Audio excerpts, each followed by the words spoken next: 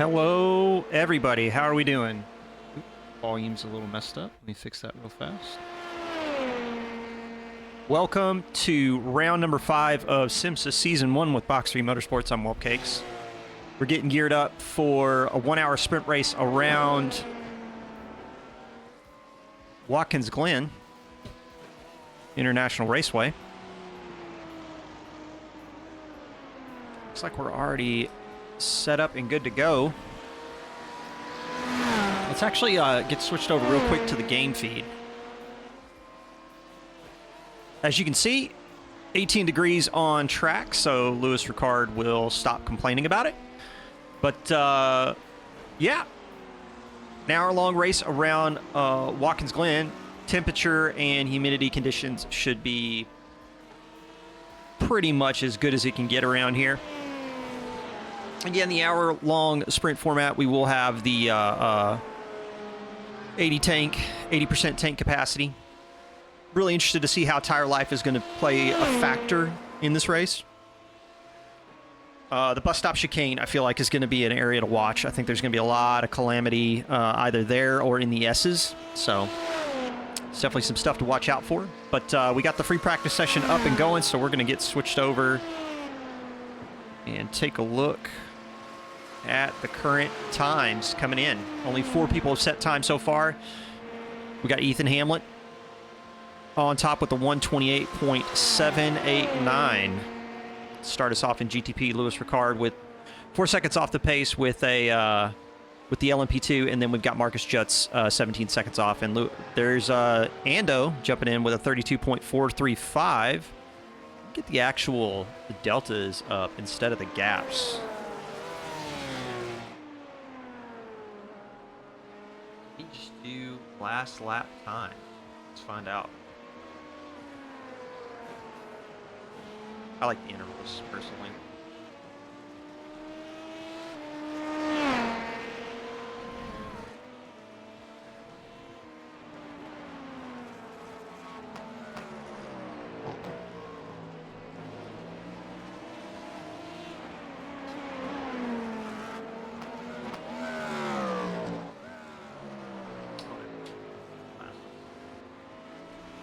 Excellent. I believe this is the official retro. I believe this is the official. If it's not, then I've completely missed the memo there.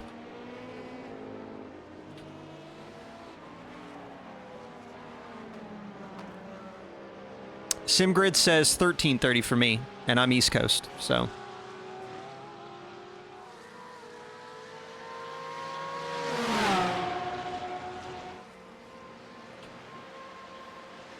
You still got some time if you're on the road, because we've got free practice for 30 minutes, then we've got the qualifying session, and maybe you have to start from the back of the grid in, or the back of the lineup in GTP, but you might still make it. Yeah, UTC doesn't change, but we changed, so we shifted back to 13:30. All right. It is laser focused in on Lewis Ricard, so we're going to go ahead and... Or excuse me, that's Marcus Jutz. There's Killian Cornerly going big drifto.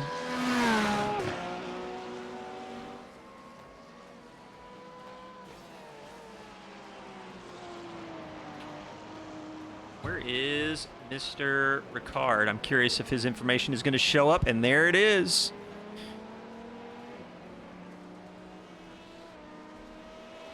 Looks like the driver information stuff is working, Molson. We've confirmed.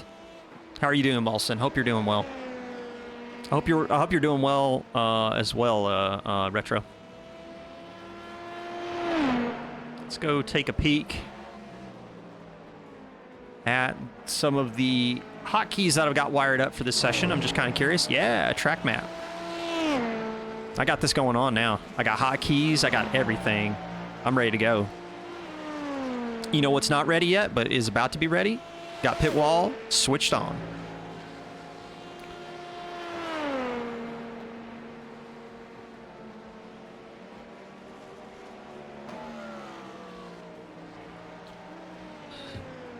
So we got some more people jumping into the session now, which is good. Let's just take a peek around the field. There's Marcus Jutz. And now we're on Dylan Bittman in the Liepert Motorsports. It's bouncing all over the place. The Crunkle Sport man, Ethan Hamlet, in the GTP. Lone Acura in the field, I believe.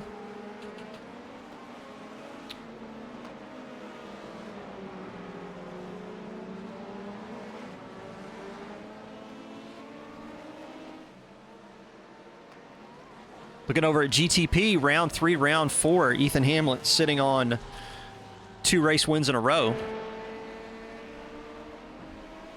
Can the Crunkle Sport Acura make it a three-peat?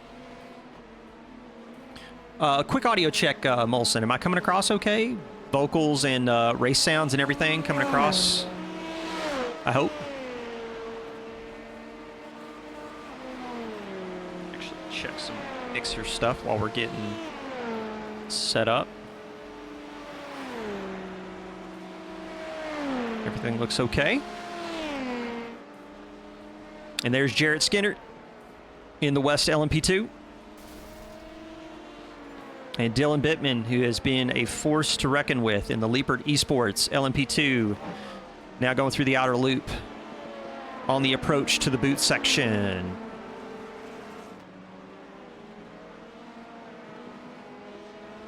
Watkins Glen International Raceway, a wonderful track.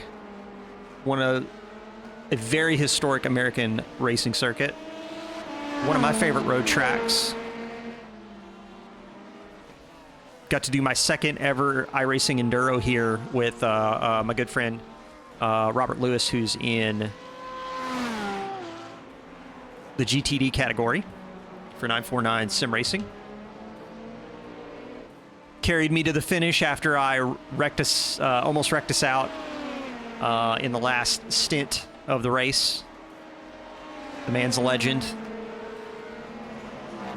That's a bit of a wall touch for Dylan Bittman.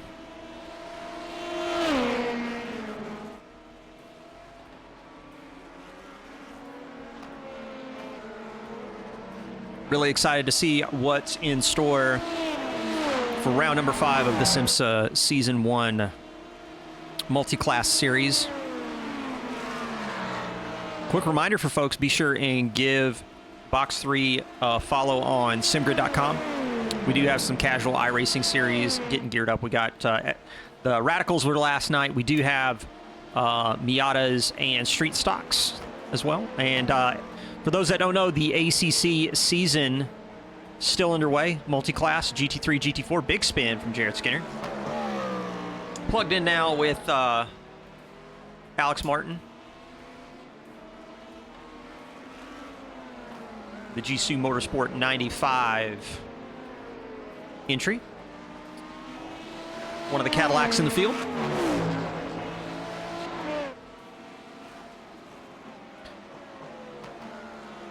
What's up, Gian? How are you doing?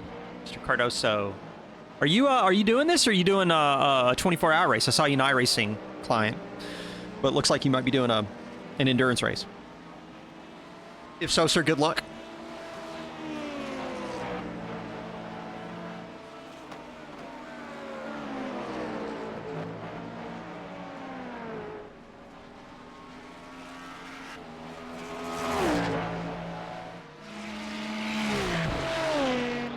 There's Flip Van Zyl, the South African native in the number 5 LMP2. We got to see him on track in the 6 hours of Le Mans with Williams Gaming Club.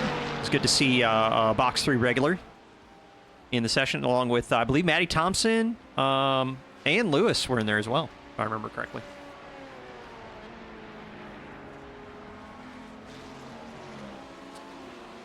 We got a practice session that's about half over.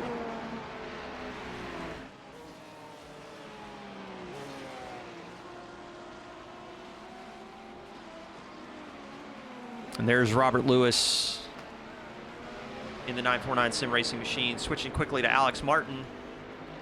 Robert Lewis, one of the few Ferraris in the field, running the 296. Actually, he might be the only Ferrari in the field. And Daniel Carvalho, AZR Motorsport, in the number 14. Getting the setup in order before he heads out on track.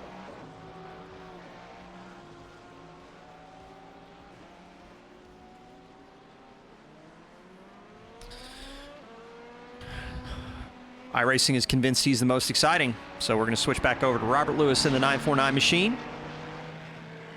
Exiting the final corner and down the start-finish straight he goes. Let's see where he sets a time at. Currently a 46.415.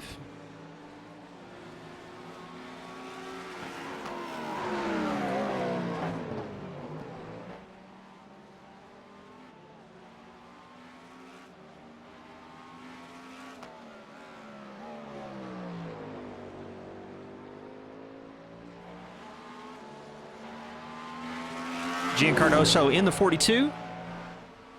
He is on track in the Cadillac.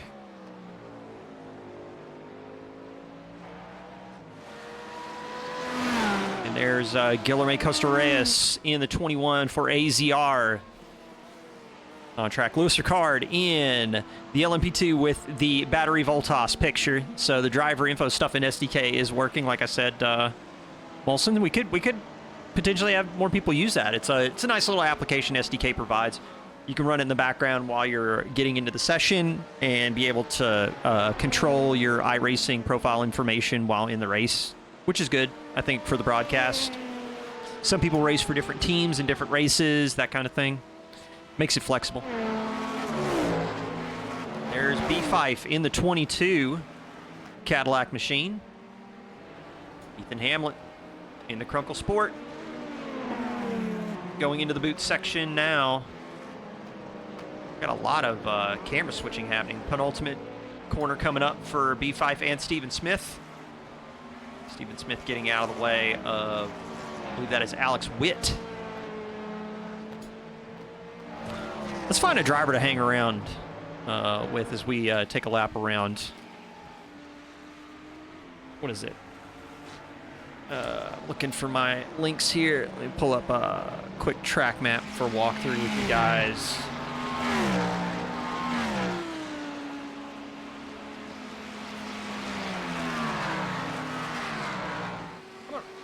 I'm gonna ride on board with a good friend of mine, known him for a long time, Robert Lewis in the 949 Ferrari. GTP just bails out of it after the bus stop. Oh, looks like we got a Lamborghini limping around the track.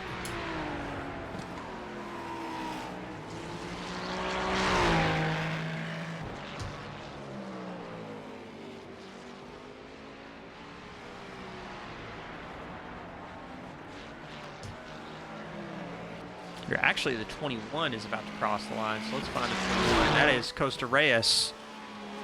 Let's jump on board with Costa Reyes as we get ready to go around Watkins Glen International Raceway. Into turn 1 he goes. Huge runoff area on the left side. Gives people an opportunity to kind of take as much of the track as they can at the 90 through the S's section. This right here is dangerous. Armco barriers on either side, a little bit of a touch. Is Costa Reyes going to stick with the lap, though? Down the back stretch into the infamous bus stop chicane. I really feel like this is going to be the place where we're going to see the most passing. Oh, no, he's bailing out of it. He's bailing out of it big time. We might need to switch to another driver. Who do we got here? Number 16. Who's number 16? Anthony Anderson.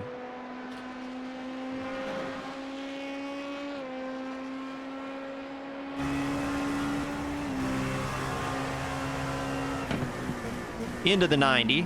You can see what the viewing room is like inside the LMP2.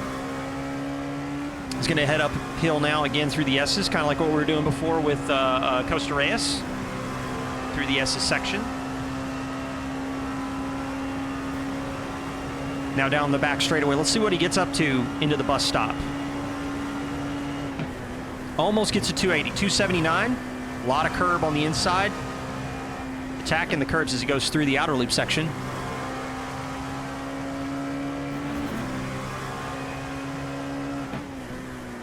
Into the chute. Ooh, kind of an awkward exit there. Now into the uphill toe section, letting gravity and the banking of the curve assist the car as much as possible. Exit going up to the grass, but no further.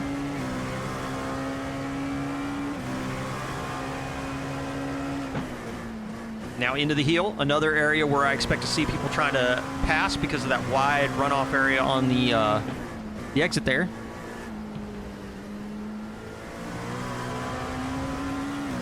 Now this fast left-hander coming up at the penultimate corner. Sweeps over to the left, runs it out wide, and into the final corner he goes, up to the Armco barrier as close as he dares. Anthony Anderson's going to come across the line. 32.092 updates his time, stays on top of the timesheets. Amazing lap.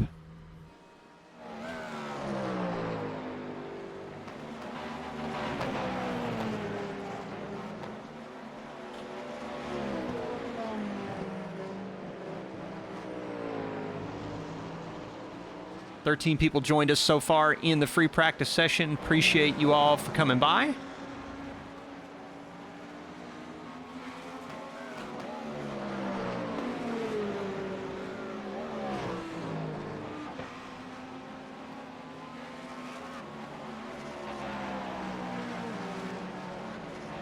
Ethan Hamlin right now with that 28. Oh, Alex Witt punching in with a 28.671.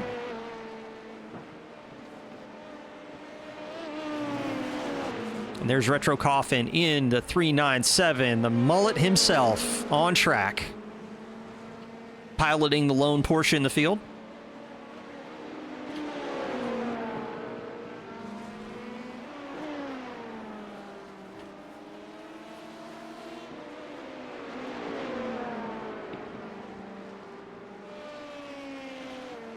Again, want to welcome everybody to round number 5 of the SIMSA Season 1 multi-class series from here at Box3 Motorsport. I'm Whelp Cakes.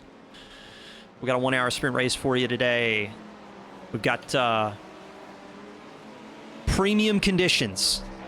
18 degrees, 55% humidity, partly cloudy skies.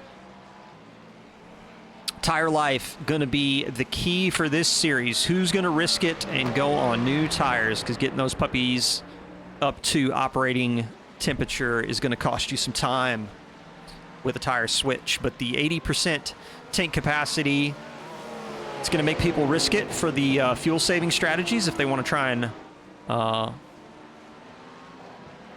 pull it off. Temperatures here are Lewis Ricard approved.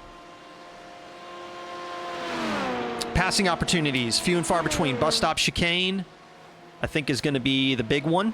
I suspect also people are going to force things at turn 1 at the 90, and then probably in the heel in sector 3. That is the tail of the tape for your racing information. Back to the standings. Alex Witt still on top with that 28.516. 2/10 on Ethan Hamlin.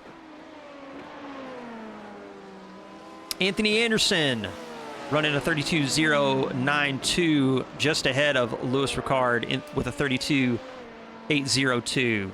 Dylan Bittman currently about a half second off Anderson's time. And then Guilherme Costa Reyes in the AZR Porsche still on top with the 44.408. And Adam Willey in the Lamborghini sporting, I believe, Mountain Dew colors with a 45.018. Hope you all are doing well. Give me a shout out in chat if there's anybody you want me to go give some camera time to as we get geared up. Less than 5 minutes before we go into the qualifying session. While we are doing that, I'm going to take a quick step away. I'm going to leave you guys some music to wind up the practice session, and we'll be back with qualifying here in a moment. Stay with us.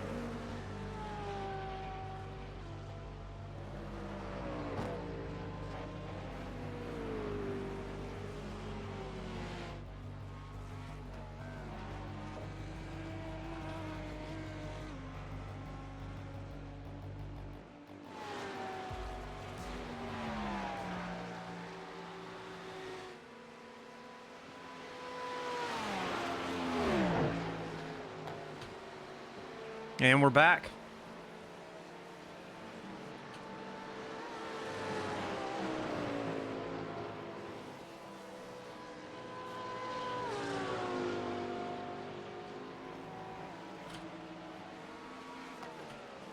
Just doing a quick bit of administrivia before we get ready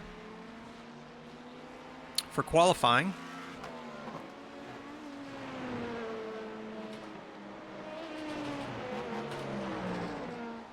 Thanks again, everybody, for joining us for round 5 of SIMSA Season 1 here at Box 3.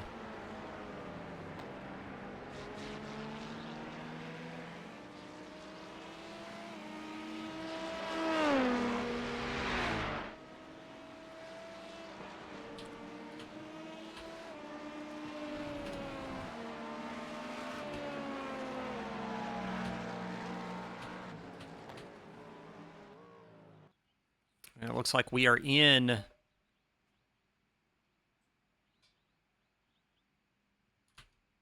qualifying session. People are about to get on the road qualifying real quick. Let's see if I can pull up those results from free practice and see if we can see what the tail of the tape was.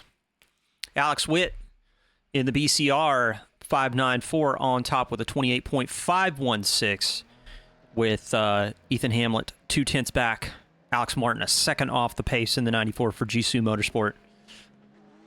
LMP2 category, Lewis Ricard in the 96, 3.494 off the overall pace, but Lewis clocked in a pretty decent time. Anthony Anderson marginally off the pace And Dylan Bittman, not that far off in the Leopard Esport. Dylan Bittman, I'm kind of curious to see why the pace differential right there for Dylan is the case. Could just be sandbagging a little bit in the practice session, trying to hide true pace. And then we've got Guilherme Reyes in the 21 for AZR on top in GTD, Adam Willey, and then Killian Cornerly for Leopard Esports. Let's get stuck in to actual qualifying here. Let's go into qualifying mode. So we got 3 drivers displayed. We're not tracking out laps. I think everything's pretty good from that perspective.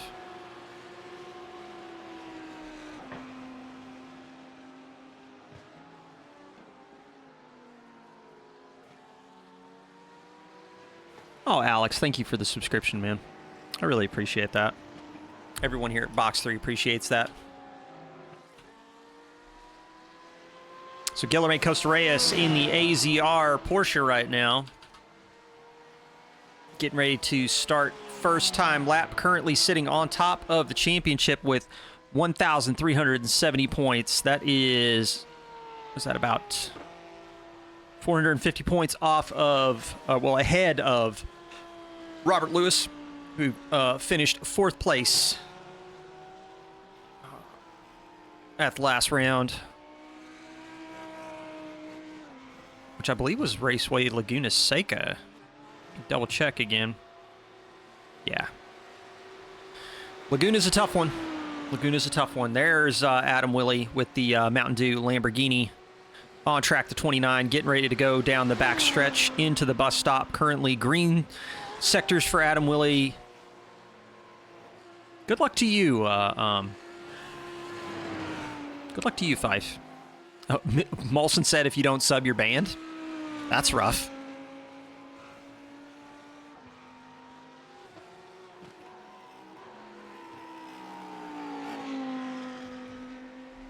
So Costa Reyes right now with the purple sector in Sector 1.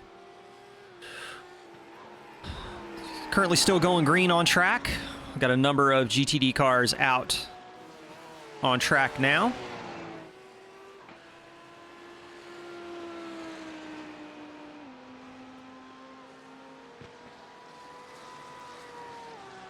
Adam Willey through the heel section now. Trying to set some good lap times down here at the Box 3 at SIMSA Season 1, Round 5. Watkins Glen, I love this track. It's such a fun track to watch. It's really one of those you can kind of get your elbows out. Live stream looking amazing. Thank you so much, Rob. Appreciate it, dude.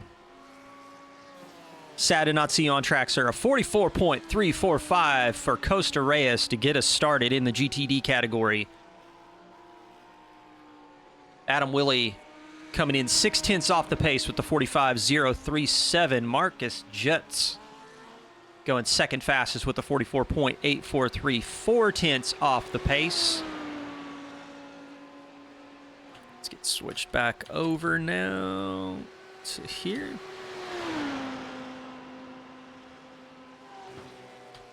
Still waiting to see some other numbers on track. There's Killian Cornerly, currently 3rd fastest with the 44.906, so less than 1/10 off of Marcus Jutz. It looks like we got Porsches at the top of the field here. Oh, Killian losing it into the bus stop, into the wall, right on the exit of the bus stop, and he's going to tow it. Big slam right there. That's a big boop.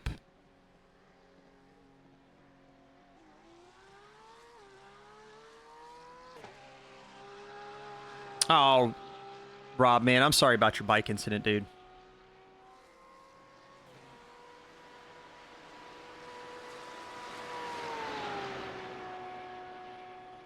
He's testing if the wall was safe. Costa Reyes still going purple in some places. In Sector 3, it looks like Costa Reyes is purple. Let's jump on board with him as he finishes the lap out. Or no, he's starting a new one. Oh, he did. He improved his time. 44.230. I'm behind. Sorry, folks. I was looking at the overlay and not at the timing and scoring in the game. We still got a number of people that have yet to jump out on track.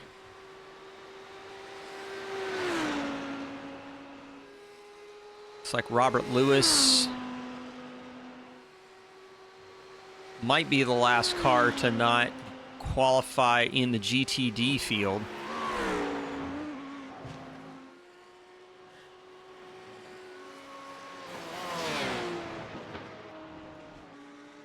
Those are really good shots going through here.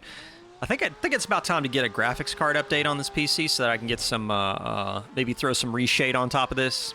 Maybe make it really pop.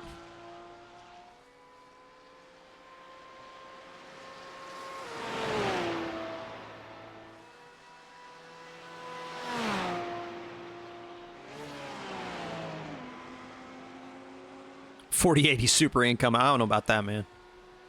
I don't know about that. I'm not going to rob a bank. Ooh, Lambo, big spin.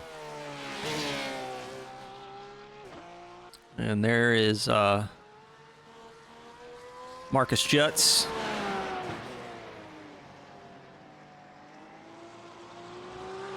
In Sector 3, approaching the penultimate corner right now. So Costa Reyes right now, 44.230, 0.6 up on Jutz is the time to beat. That's a big exit there from Jutz. I'm wondering if that's going to invalidate Marcus's time. We'll see when he comes across the line for timing and scoring. Does cross the line, does not improve his time. Does improve his time, but not his position. He's going to take another swing at it.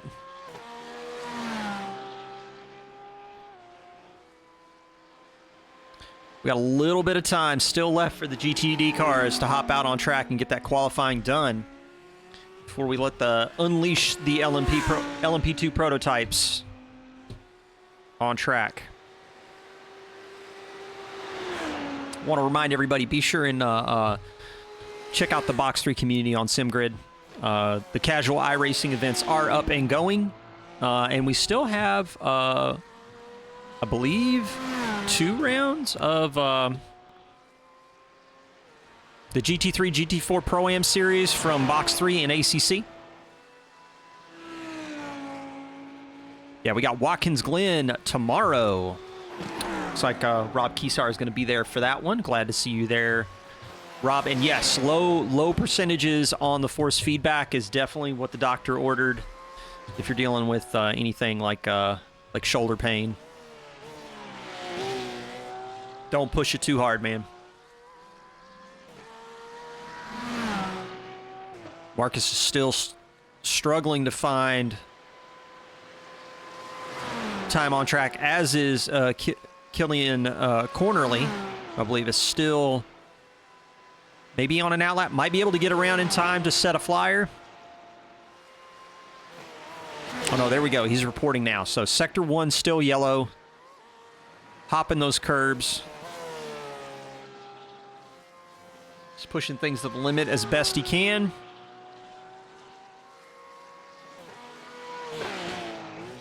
Through the chute. That's a wide entry. Catches the apex late.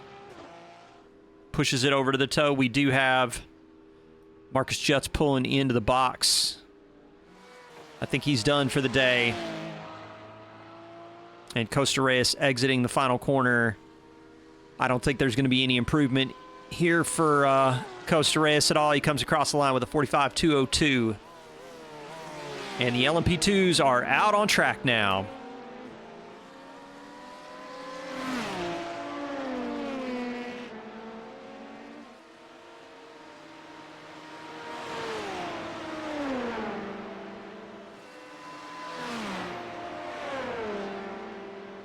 We got is that Lewis and Bittman, like nose to tail? These two guys can't keep them apart. Can't keep them apart. Spice increases, yeah.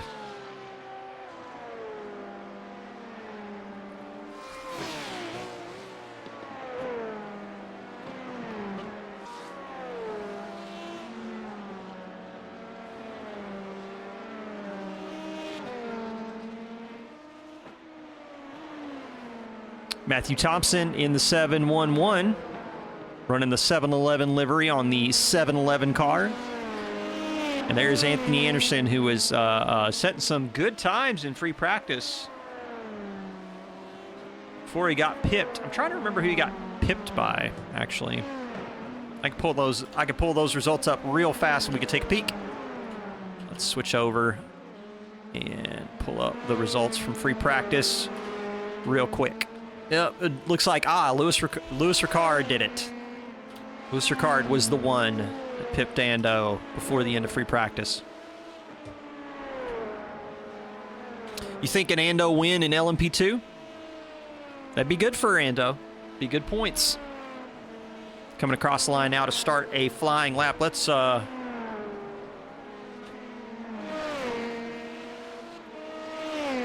get that track map up. Follow along. Qualifying sectors are starting to report. Louis Ricard currently purple. Dylan Bittman green, so the battle between these two is already off, and there's Anthony Anderson going purple, sector 1.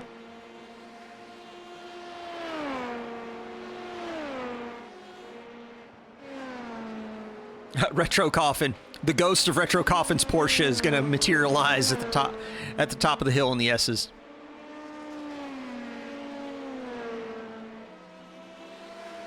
Flip Van Zyl going into the chute. Flip has really started to really show some big improvements, man. He raced in the Williams Gaming Club, and was really happy to see him go the distance. That was really awesome. So currently Ando only one purple in sector 1 right now. Louis Ricard going purple sector 4. I think there's somebody that's faster that is being hidden right now from timing and scoring, but I'm not sure who. Louis Ricard going fastest in sector 5. Oh, wow, yeah. There's somebody out here, and it's Dylan Bittman with a 31.860. Dylan Bittman punching his ticket at the top of the LMP2 field.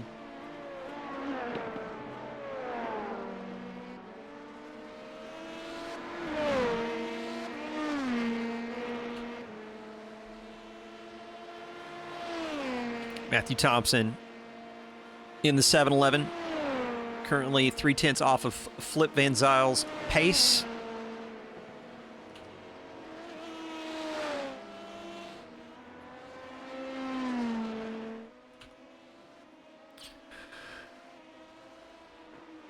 Slightly offline and you're dead.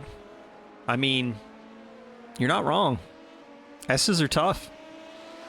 I'm interested to see as the rear grip starts to go, are we going to see anybody go sideways up through the S's when trying to make the first right-hander? Louis Ricard currently struggle busing in sector 3. Still got some time in it, it looks like.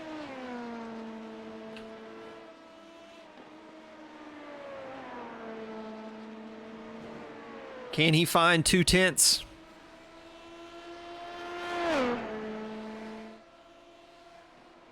Comes across the line. Doesn't improve his time or his position. Dylan Bittman punching the ticket. Like, seriously putting some pace on there. 31.744. Dropping Louis Ricard to 3/10. Almost 4/10 back. Anthony Anderson still has a 10th in it to catch Lewis. And Jared Skinner coming across the line with that 36.922. We still got half of the LMP2 qualifying time left. So there's still plenty of time. Plenty of time. Let's ride on board with the current class leader. Looks like Dylan's going to do the cool down. Just letting the traffic go through.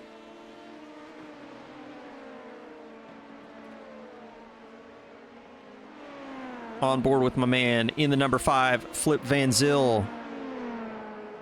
The South African's going through the chute, improving his times.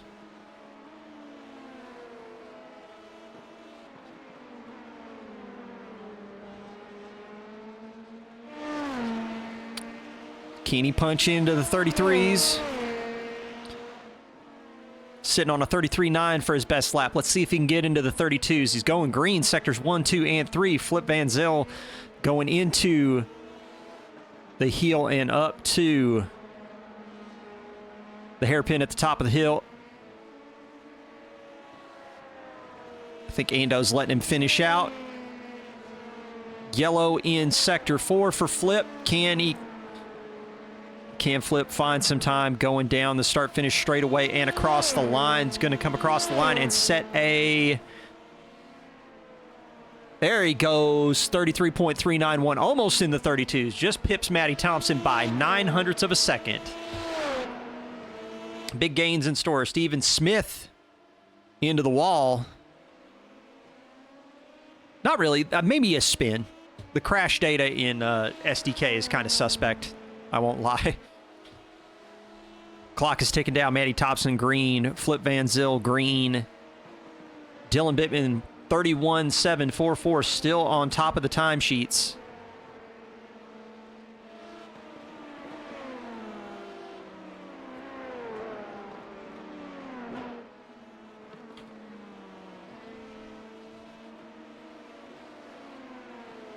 Lewis is just struggling to find pace. Where can he find 0.3?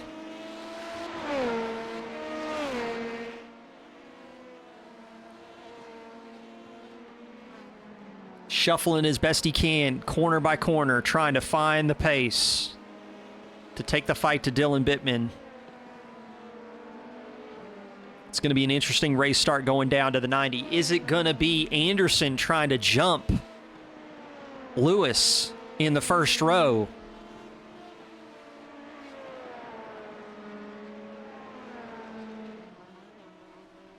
Oof. Flip. Momentary lapse of concentration. Oh, invalidating maybe? Is that the intentional invalidate? I'm interested. Why did that happen? Color me interested.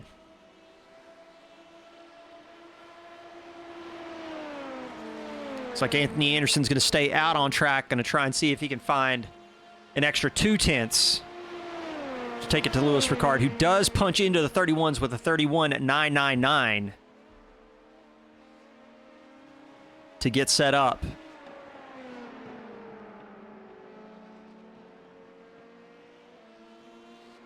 Oh, he's back out on track. So he's going to try and see if he can get a quick out lap before the end of the LMP2 session and take another swing at it. So Anderson currently running short on time. I'm kind of curious if he's going to come across the line and have enough time to do enough fuel to maybe do another one. Doolin threw away a 31.5. Oh, don't sweat it, man. Don't sweat it, dude. Keep your head on straight, run your race, run your times, and try your best, man. This is going to be a survival track, I think. Anderson's going to bail out of it and is going to have to settle for a 32.204. Yeah, that'll get you. That'll get you. That's enough. And Flip's going to come across the line with a 38.894. Small improvement. We got Steven Smith, Jarrett Skinner, and Louis Ricard. Where is Louis? Where is Louis on track right now? Coming across the start-finish line. I'm not sure if he made it by time.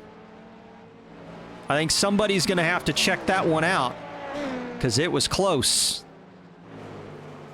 Oh, he's bailing out of it at the bottom of the S's. Just missed being able to set a flyer by seconds. Louis Ricard's going to have to settle for second with that 31.999. And we have the GTPs out on track. Let's find the two-time winner right now, Mr. Ethan Hamlet, in the Crunkle Sport Acura.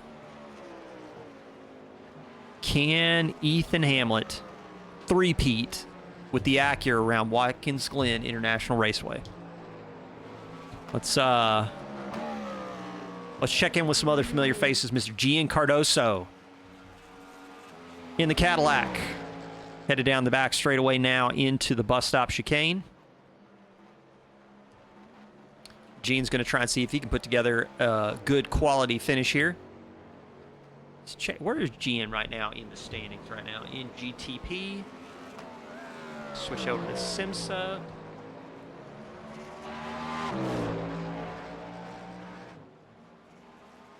Let's go to those GTP standings. So Gene sitting in 7th place right now.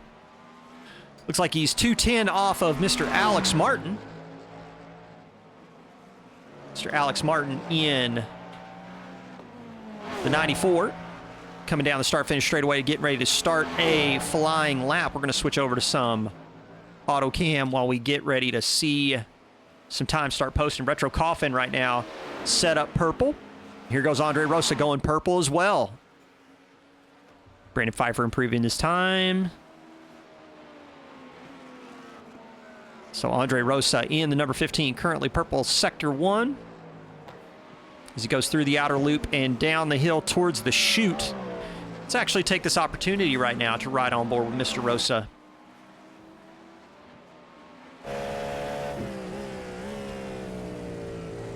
Here, actually, I want the gyro cam. That's what I want.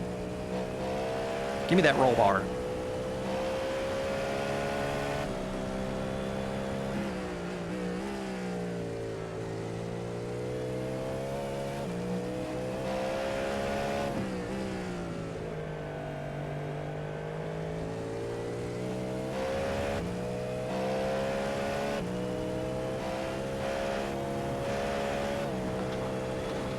Into the final corner.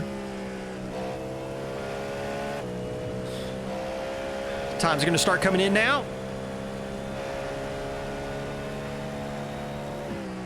Rosa with the 28.062. Retro Coffin with a 30.062. Brandon Fife with a 29.346. And we're getting started. Now we're cooking, folks. Now Box 3 is cooking here at round 5 of the SIMSA Season 1 multi-class series at Watkins Glen International Raceway. Ooh, that was a touch. That was a touch. I don't think they touched each other. I think he touched the Armco on the corner entry. Now on board with Alex Martin.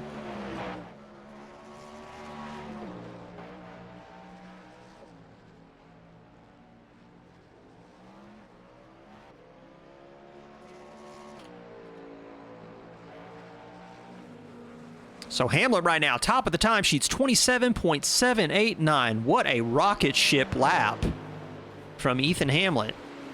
Punching in 2/10 on Andre Rosa. Alex Witt right now. Third with the 29.087. Alex Martin, Brandon Pfeiffer. I'm wondering if something has happened and I have lost connection to the session. I am not quite sure what has happened. But I do not have... Weird. It straight up switched to scenic on me. There we go. Now we're back.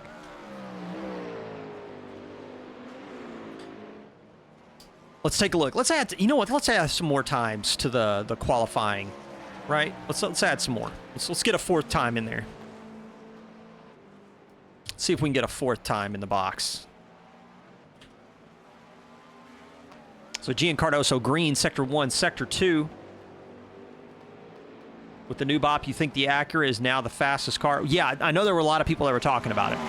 But 2/10 is quick, but like, is it going to be the case that he's going to be able to translate that over the full race? Ethan Hamlet is Mr. Consistency. He did do the fuel save at Long Beach.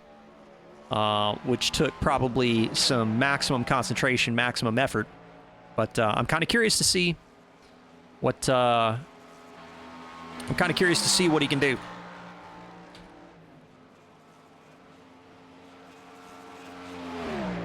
Can we do this? No? Yeah, for whatever reason, man. Doesn't look like the Box 3 logo is showing anymore. That's a bummer. So Andrea Rosa right now in the 15, going into the chute. Fife going green in sectors 3 and 5 to improve the time to a 29.303, looks like. 0.2 off of Alex Witt. Alex Witt 1 second currently off of Ethan Hamlet. A 27.772 for Ethan Hamlet to go to the top of the timesheets and extend on Rosa to now 0.290.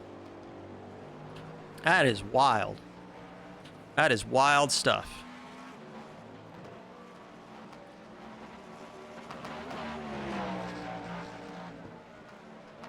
Gian Cardoso punching in 6th fastest with the 29.333.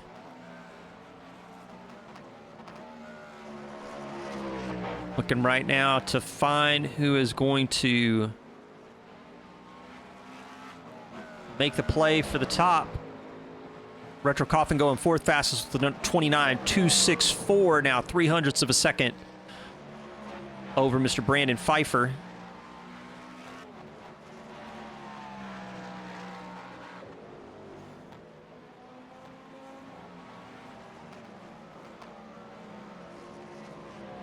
Alex Martin green in Sector 3. Let's see what he can do in Sector 4 as he goes through the uphill hairpin. Camera is stuck on the AZR boys. We have not seen Mr. Daniel Carvalho, though, punch in a time yet. Currently, yellow sector is going through the lap, comes across the line.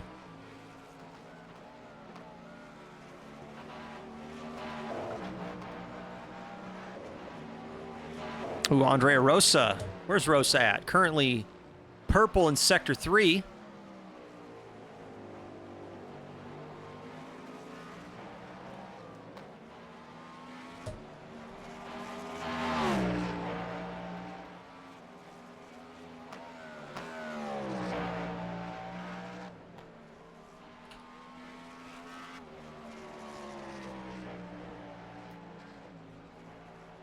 Coming across the line with a 27.796. Now down to 0.02 of a second. Mr. Daniel Carvalho finding time on track in the number 14 for AZR. Ethan Hamlet's green Sector 2. Ethan Hamlet's going to be tough to beat, man. That 27.772. That seems far off for most of the field, but Andrea Rosa with that 27.796 is he's keeping him in touch. I think it's going to be a pretty good race. I'm looking forward to it.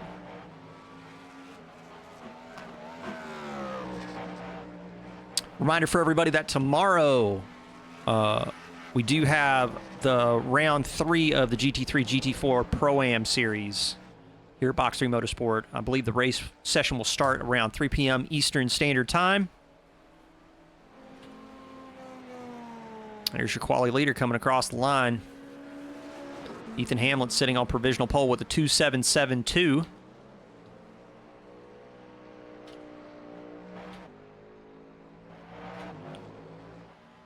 Alex Witt struggling around here. Currently in 5th with a 29.088.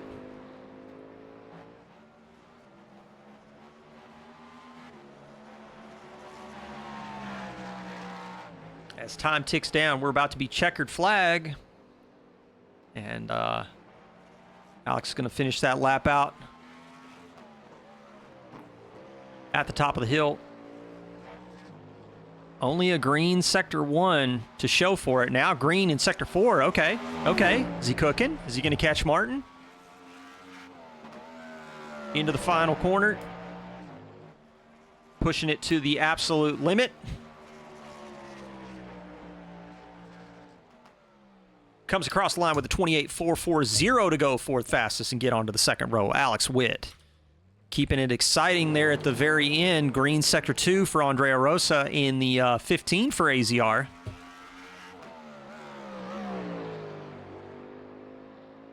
A 10th slower than what your actual is. It's good to know. It's good to know. I think we were talking about this before, me and Molson were, when we were doing the Williams Gaming Club, 6 hours of Le Mans. I think it is recording the data relative to the viewer. So the time that's being recorded for the actual is what the client is reporting to me. Because 2 cars would come across the line and actually be plus or minus like a tenth relative to me and Molson, both watching the same driver. And what I suspect that is, I just suspect that's the nature of the client information. It's the fact that the client information it's impossible for it to be identical across everybody. But if they were getting timing information from a centralized server, then it could be. It's just I don't think that's how iRacing's actually doing it. Apologies for the nerd alert there. Let's go to those quali results while we get set up on the grid. Qualifying results, and there they are. Andrea Rosa on top, pipped Ethan Hamlet by 0.03 of a second in the privateer. Oh, excuse me. It says privateer. He's in the number 15 AZR motorsport entry with a 27.739. Andrea Rosa taking the fight to Ethan Hamlet in the Crunkle Sport Acura. Top of the LMP2 category, Dylan Bittman again. A 2/10 advantage in the Liepert Esports LMP2. Lewis Ricard in second, Anthony Anderson in third. And then we've got another familiar name, Guilherme Costa Reyes in the AZR 21. He's going to be lining up alongside Marcus Jutz in the GTD category. That is going to be your qualifying results. Let's take a peek at the grid.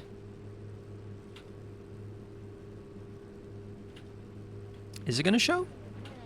Doesn't look like it's going to show. No, give me the by class. Let's go. Empty. Show. There we go. Oh, wow. That is very wrong. So let's go to top of the field. There we go. And there's your grid. Andrea Rosa alongside Ethan Hamlet. That's going to be your crew getting ready to go into turn 1 at the start. I'm kind of curious to see what happens at the start of the race. Is Ethan Hamlet going to be able to take the fight to Andrea Rosa, or are we going to see maybe a shakeup from row 2, row 3 with Alex Witt, or excuse me, Daniel Carvalho, Alex Witt, Alex Martin, and Gian Cardosa?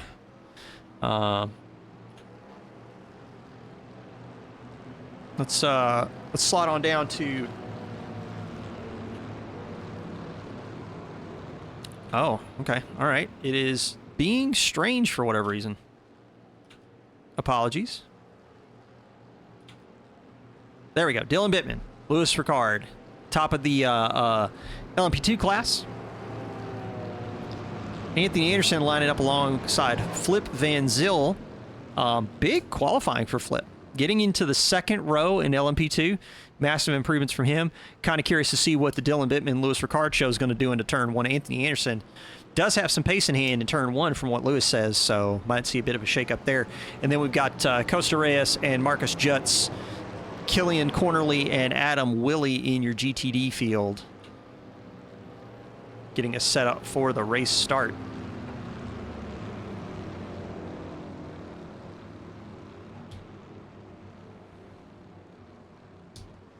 You know what we should do? We should get some weather information. What are we looking at the weather? 18 degrees, 56% humidity, partly cloudy skies, 34 degrees on track temp. I think that's going to be tricky for the tires, but we'll see. Again, I think from my show notes, tire life is going to be one of those things that drivers are really going to have to try and maximize as best they can, because switching off on a set of tires puts you down a pretty sizable pace deficiency while you're trying to get the tires back into the window. Just seems like drivers that can maximize their tire life and maybe maximize a single set seem to have the most like consistent average lap times from what I've seen in these series. But you know, we'll wait and see.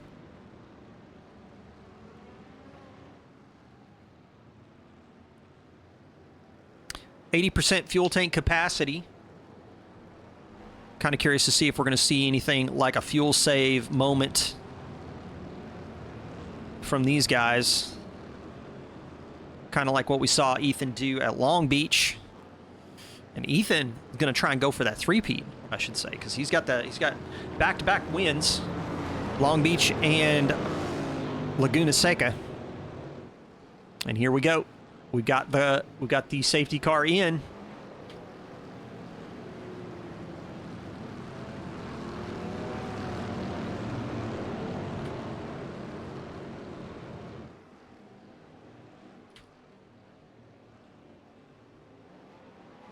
Oh, he punched it. Oh, wow. That is a big moment right there. I'm not entirely sure if that's going to be something that they're going to take a look at. Looks like there might have been contact right at the race start between Ethan and I want to say Alex Witt. Alex Witt actually lost some spots. Andrea Rosa punched it. So did Carvalho. That's a big, big moment for them. Let's go check in with Dylan Bittman as they get ready to go into the S's. Looks like he managed to get out in front, as did Costa Reyes. Although it does look like Killian Cornerly did leapfrog Marcus Jutz to get into second place as we get started.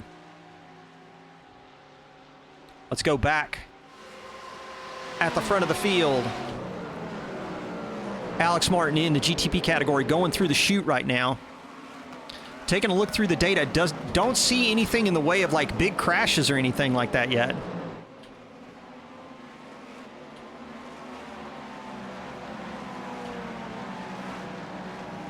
So Ethan Hamlet getting kind of caught by surprise there at the start with both the AZR boys just gunning it at the same time. Replay of the start. Yeah, let's see if we can go back that far. Let's see if we can get that. You want a replay of the start? Let's see if we can get, let's see if we can go back that far. It does look like...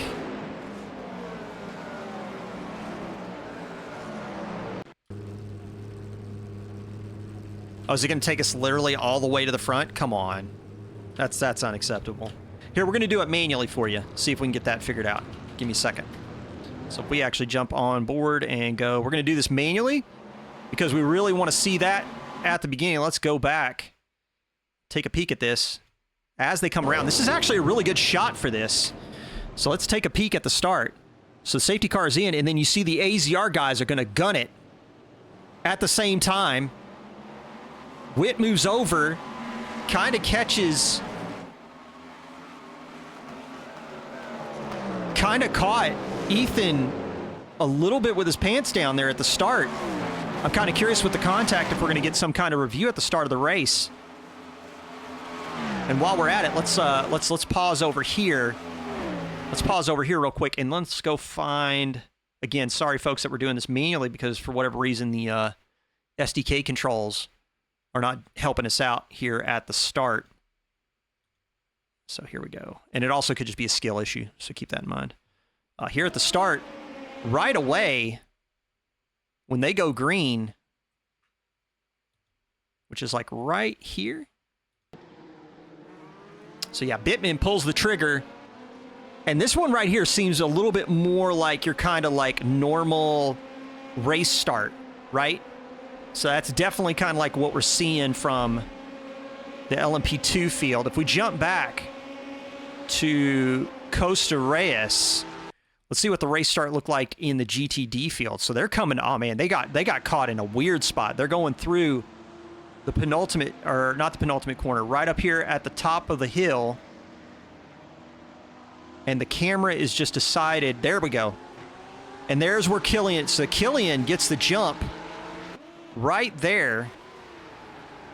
Let's jump back a little bit. I want to see this because Killian does get a really good jump on Marcus Jutz, and he's got the inside line as they go into the penultimate corner, which is a big moment for him.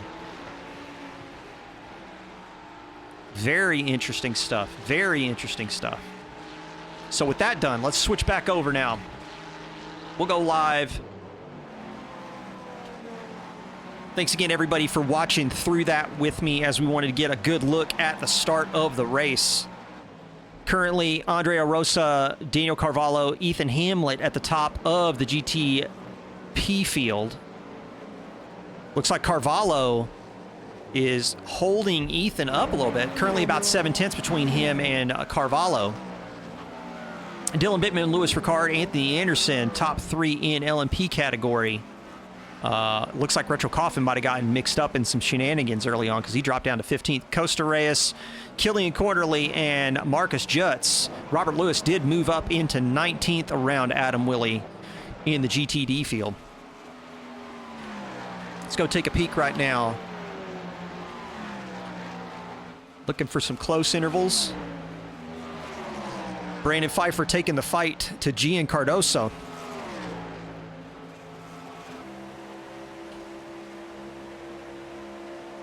On the nose cam with B. Fife going through the bus stop chicane. That was in my show notes. That was a really key area to see.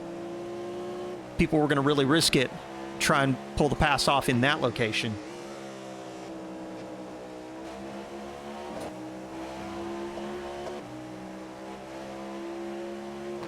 So in the boot section, who's got the most mechanical grip between these two? Fife really trying to harass Gian into making a mistake right now. Last lap from Cardoso was a 30.267. Pfeiffer with a 30.238. So Fife does have some pace in hand. This is some good stuff. Good fighting action between these two.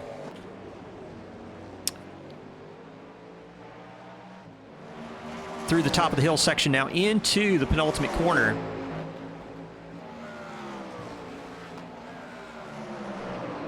Margins are slim between these two, but you know what other margins are slim right now? And that is between Mr. Ethan Hamlet and Mr. Daniel Carvalho. Let's jump on board with Daniel Carvalho as Ethan Hamlet's chasing him down through the S's section.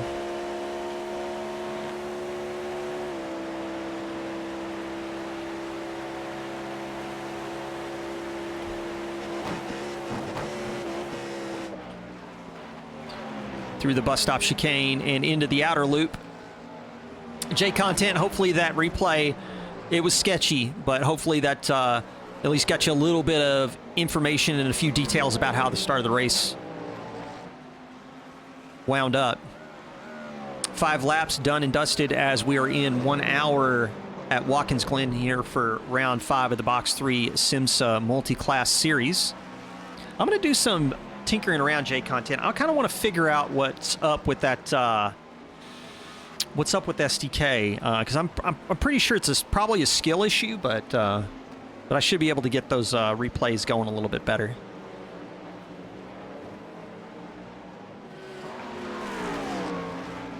Yeah, that start from AZR, they gunned it at exactly the same time, and Ethan was just kind of like, I don't know if he was like dazed or what.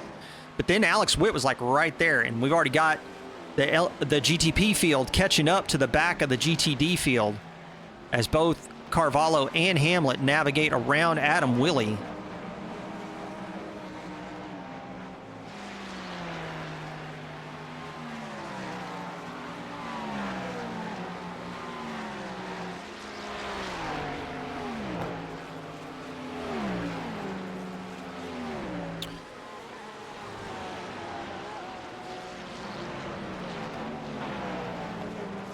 Man, we got so much going on right now. So now through the outer loop now, the GTPs are catching up to more of the GTD field, navigating around Robert Lewis in the 949 Ferrari 296 as they go into the chute. And there's the leaders in GTD. We've got Cornerly losing ground to Jutz. So that's going to be a swap for position there. Oh, and Ethan's starting to apply pressure onto Carvalho as they're navigating around this traffic. He's got the inside line going into the heel. Just barely manages to sneak through. And navigating through the GTD field has actually allowed these two to catch back up to Rosa. Going through the penultimate corner right now. That's right on board from Ethan Hamlet's perspective. Wow, that is these cameras. They're doing things. And Alex Witt actually is caught up to the field as well. So traffic starting to play a bit of a factor here.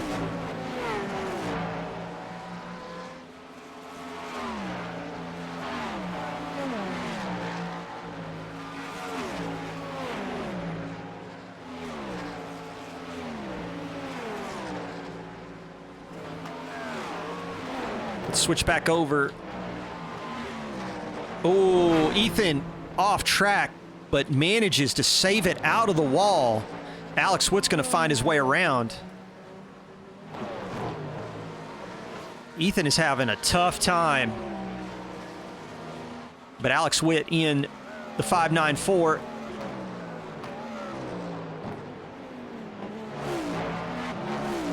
He's got about a 1.6 second gap on Hamlet after the off, right before the entry to the outer loop.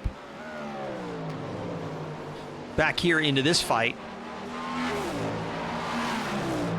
as Pfeiffer and Gian Cardoso trying to navigate their way around Killian Cornerly, or no, that's Costa Reyes right there. So they go into the heel. 15 people tuned in for round number 5 at Watkins Glen. Thank you so much for being here. I'm Whelp Cakes. We've got another 50 minutes here at Watkins Glen. More sprint action tomorrow, 3 p.m. Eastern Standard Time here at Box 3, the GT3 GT4 ACC Pro-Am Series at Watkins Glen. I'll see you all in the booth for that. Should be a really good show. Brandon Pfeiffer really putting the screws to Gian Cardoso. Field is already starting to stretch out. That is actually not surprising for me at all. Like, that is kind of like, that's kind of the, like, what Watkins can do sometimes. We'll get this lap time out of the way, compress this down a little bit for you. Actually, I don't think we don't need the license detail. We'll just close this down. How about that? So Cornerly, currently 9/10 back from Juts. Third in GTD right now. Cornerly's had some really good races. Real strong competitor. Letting some of the LMP2s through. Trying to keep Marcus Juts in touch here.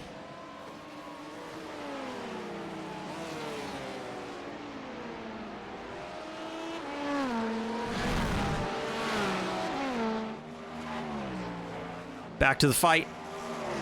For 6th in GTP, Gian Cardoso duking it out with B Fife. That's such a good camera angle, man. Such a good camera angle. Here, let's flip it around.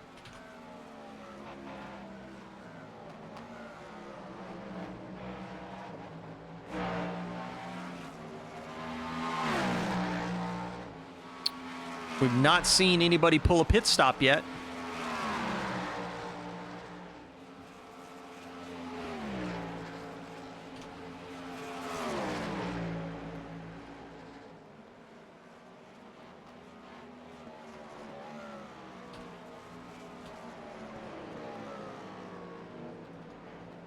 Interesting. I'm not getting the, for whatever reason, I'm not getting the track map. Am I getting the weather? No, Rossi, not right now. My dog is like moving, trying to move my arm with his face. Can I get it with position? No. That is so weird. For whatever reason, I cannot get anything from the track map right now. That's so weird.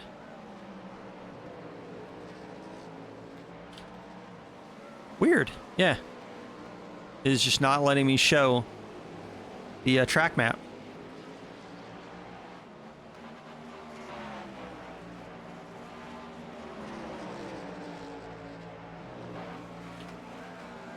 We're going to let the auto cam just float around now. Ethan Hamlet right now struggling after the start of the race. Qualified 2nd overall, now down in 4th, trying to catch back up to Alex Witt. Currently 2 seconds off the pace of Alex Witt, or 2 seconds off in terms of timing and scoring. More LMP2 traffic moving through GTD field. Killian Cornerly, Liepert Esports Porsche.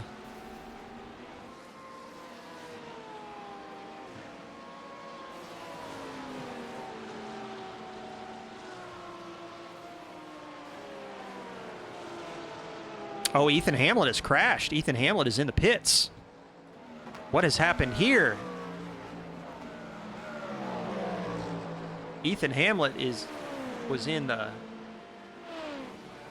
was in the pits after a crash. Let's see if we can figure out what happened here. Coming down to the bus stop chicane. Catches the car. Oh, and then the snap. And rear end into the wall. That is a massive shot. That is definitely going to cause a problem. And he's going to be in there for some repairs. Hopefully that is not an instant retirement. You hate to see it, folks.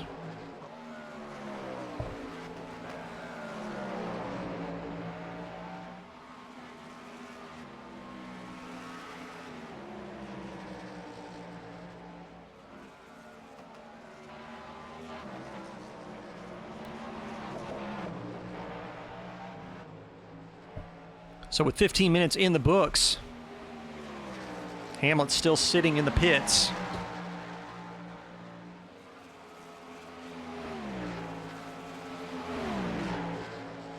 We got this battle with Gian Cardoso and Brandon Pfeiffer. Although Retro Coffin's moving through traffic right now. Actually, the battle you might want to watch right now. Mr. Alex Witt, actually, let's go from Daniel Carvalho's perspective. In the 14.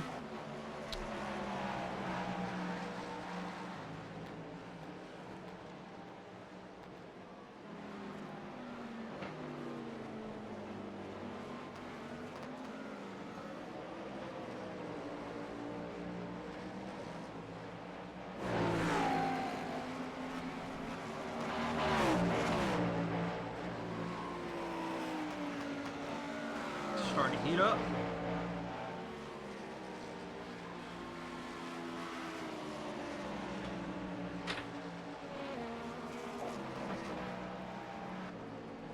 Moving through the GTD traffic. Carvalho is going to navigate around Adam Willey. Going through the S's. Now, I'm really curious to see with the tire life how this is going to happen. How the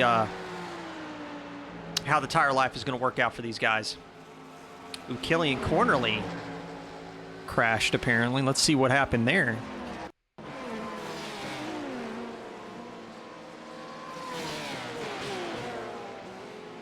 Oh, again, another drift into the chute and then gets collected. Or collects Flip Van Zyl, who tried to avoid, but I really don't think there was an opportunity there for him to do it. So he's definitely going to have some scuffed tires. Might have some rear quarter panel damage right behind the rear left tire. That gives Robert Lewis an opportunity to get up into third in GTD. Robert Lewis in the 949-296. We haven't seen a lot of Robert. This race started from the back of the GTD field and has been slowly moving forward. Currently 4.9 back from Marcus Jutz.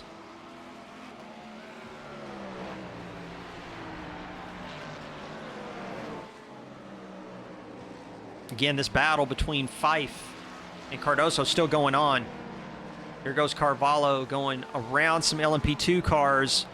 Dives on the 296 into turn one. This leaves quite a gaggle on the exit of turn one at the 90. Alex Witt right there, moving inside through the S's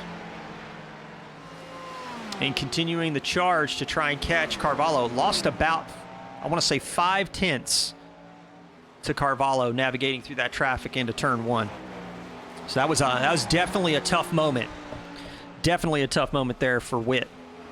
Also a tough moment for Lewis, man. He kind of got hung out to dry on the outside of the track on the 90. Had 3 different prototype classes effectively trying to fit in on the inside of turn one. Carvalho already flashing his lights.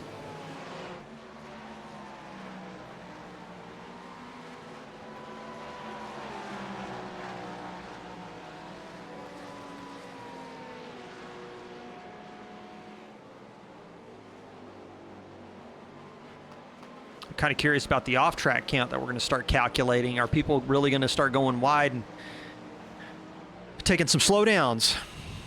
It's going to be interesting. Cardoso.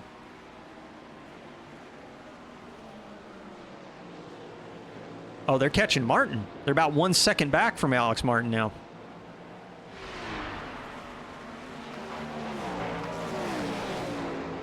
I'm not sure if Fife's going to force the issue on the inside. He does. Killian takes a big swing out wide at the penultimate corner, and that's going to allow Brandon Pfeiffer to sneak through. Alex Witt is caught back up to Daniel Carvalho now. Let's get in the roll bar of the BCR 594 machine. It's through the bus stop chicane now. Let's look at those time deltas. It's Alex Witt to Alex Martin. Let's actually get the let's get the -1. There we go.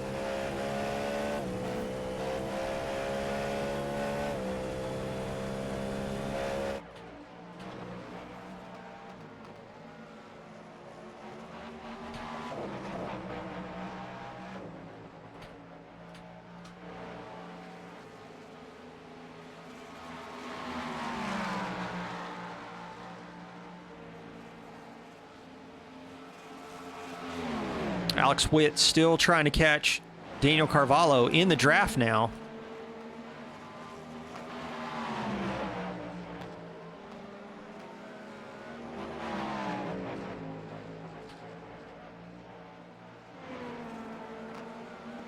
Here we go. Let's get that battle for position.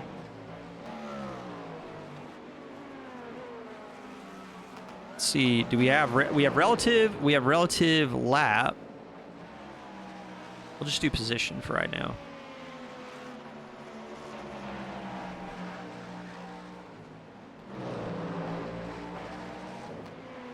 Giancarlo, Brandon Pfeiffer still duking it out for 5th in LMP2. Or excuse me, in GTP. Excuse me. Got those two mixed up.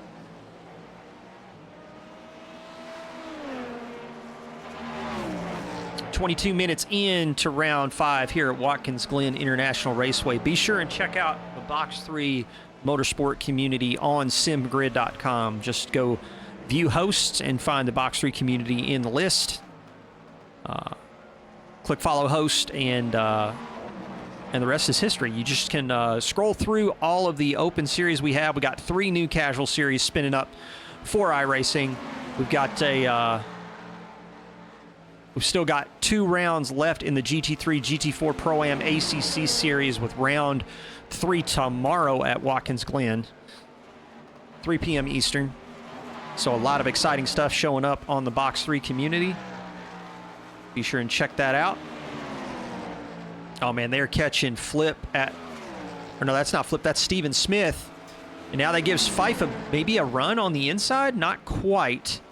I think Steven's going to have to back out of it before they go into the bus stop. Retro Coffin in the pits. Is that for a crash or is that a mandatory stop? So he's back on track, but then jumped to the pits. Worried Retro might have had a bit of a moment. It does look like Hamlet is back out on track.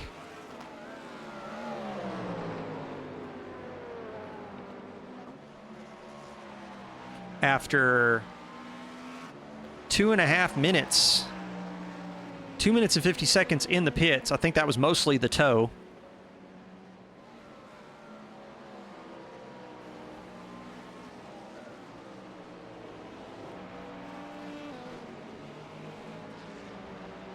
Camera can't decide which fight to watch between Gian Cardoso or Daniel Carvalho. What we're going to do is we're going to make the decision for it. We're going to focus in on Alex Witt and Daniel Carvalho as they go uphill now through the S's. Let's see if we can get the chopper cam over the top and take a peek. into the bus stop now. Witt forcing the issue. Barely misses the wall on the inside. Alex Witt just flinging it up the inside at the bus stop chicane. That was nuts. Let's go back and take a peek at that one more time. Into the bus stop we go. Again, look at that. Just flings it up the inside. Carvalho backs out of it, flashes his lights. He's seriously not happy about it. That was insane stuff, folks. Insane.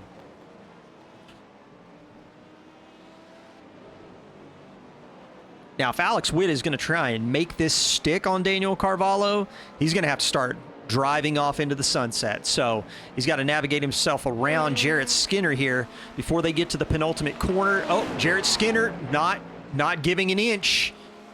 And that gives Carvalho the inside line on Witt as they go through the final corner. Witt immediately sneaks over. And this is getting spicy. Let's go from Carvalho's perspective and see how things look from inside the roll bar. Corner exit on the 90. Gets around and Witt drives off a bit into the distance. 18 folks in chat, thank you so much for stopping by for round 5 at Watkins Glen International Raceway. Retro Coffin says he is done. I'm sorry to hear that, sir.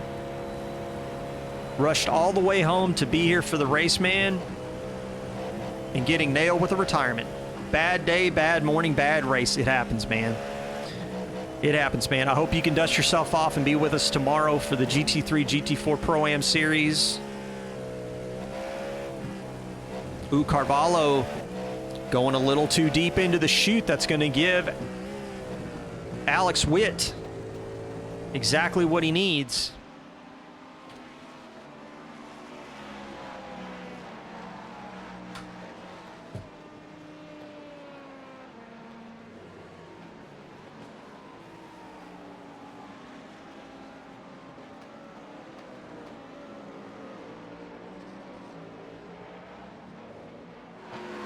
Matt Thompson right now in fourth. Anthony Anderson already in the pit lane.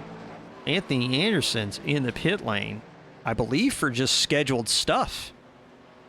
Yeah, here he goes. He's parking it. Going to go get his scheduled service. Getting that knocked out right now as we get close to that halfway point. Kind of curious to see if Ando's going to go for tires or not. Matt Thompson now moving through the GTD field. He's got Adam Willey right in front of him.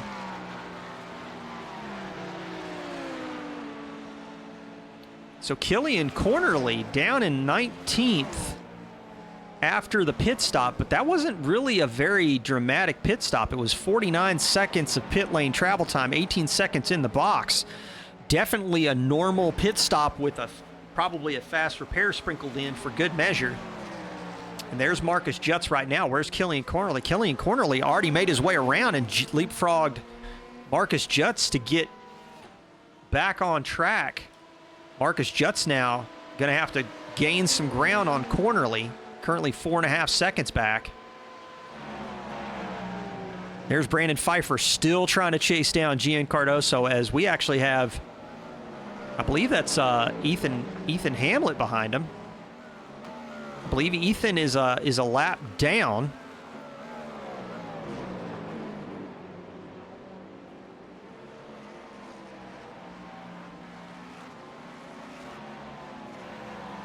Lewis Ricard into the pits now. Where's Anthony Anderson at? Let's go tune in with Ando to figure out where he's at on track. Currently going through the toe section right now. If I had the track map, I could show you guys what's going on, but for whatever reason, the track map is straight up broken right now. We're following Lewis Ricard right now. He's in the box. Thompson, Skinner, Van Zyl in the pit lane. So after 20 laps, GTD, we've got Costa Reyes, Lewis, and Willie. But Cornerly and Jutz have actually pitted per the regulations. And we got Ricard in the pit lane now. Or no, back out on track. And I think he's going to pit. He's going to get out ahead of Anthony Anderson. Big yikes for Anthony Anderson. If Lewis Ricard has just basically pipped him by like 10 seconds in the pit stops. Let's go take a look at the pit lane time travel. The times are just very similar. Why did Ando end up that far back? That just seems so weird. It seems so weird.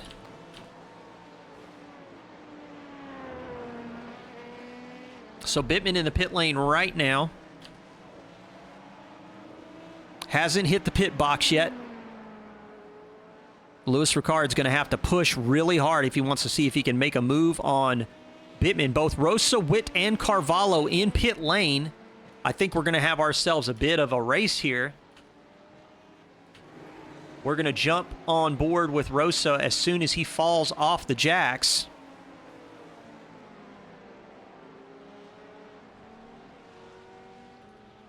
Oh no, he's on the jacks right now. Where's Ricard?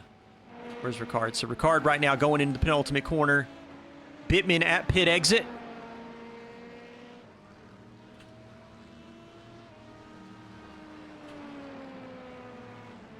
And he's going to make it out on track. Meanwhile, we've got the race. Who's going to be the first one off between Carvalho, Witt, and Rosa? We're just waiting to see. There goes Rosa. He pulls out. He's going to be the one that's going to get out of there first. Looking at Daniel Carvalho. Alex Witt's going to beat him out.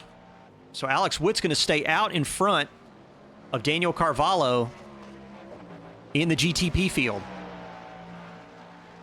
Oh man, you have a fast repair though. Right? Don't you have one?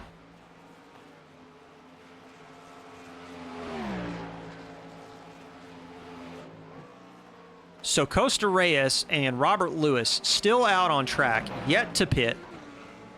Already used. Oh man, that sucks. That sucks. Gian Cardoso out in front of Brandon Pfeiffer again. These three, Martin, Cardoso, and Pfeiffer, still fighting in the back half of this race. The battle for P4 continues.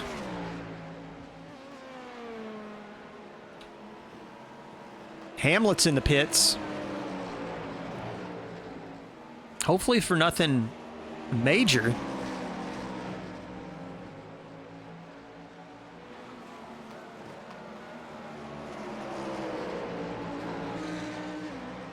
His pit lane time is still going. I don't understand what happened here.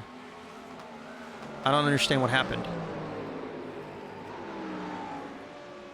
Yeah, I don't understand what's happened here. It's okay though. We're just gonna stick with it. So Costa Reyes in front right now. Robert Lewis 17.9 seconds back. Currently in second.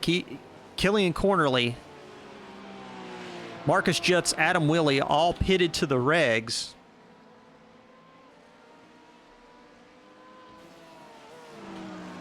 We're going to keep our eye on that. But Gian Cardoso still in this fight. With Brandon Pfeiffer moving through the GTD field now. There's Marcus Jutz on the inside. Wow. Gian Cardoso risking it for the biscuit into the 90. Oh, sorry to hear that, Ethan. Sorry to hear that, man.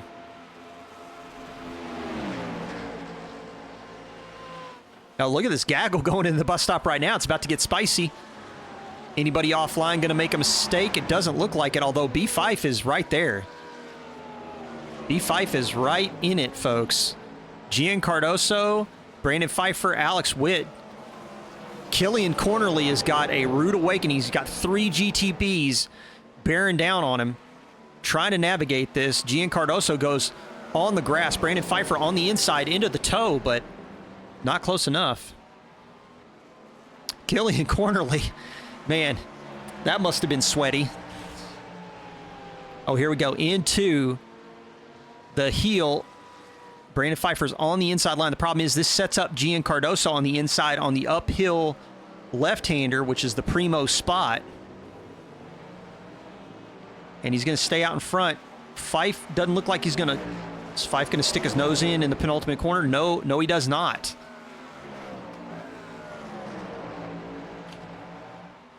Still waiting to see when Costa Reyes and Lewis are going to pit. Still waiting. We are 34 minutes, 38 seconds into the race. Round number 5 of the Box3 SIMSA multi-class series here at Watkins Glen. I'm Whelp Cakes. Thank you so much for being here.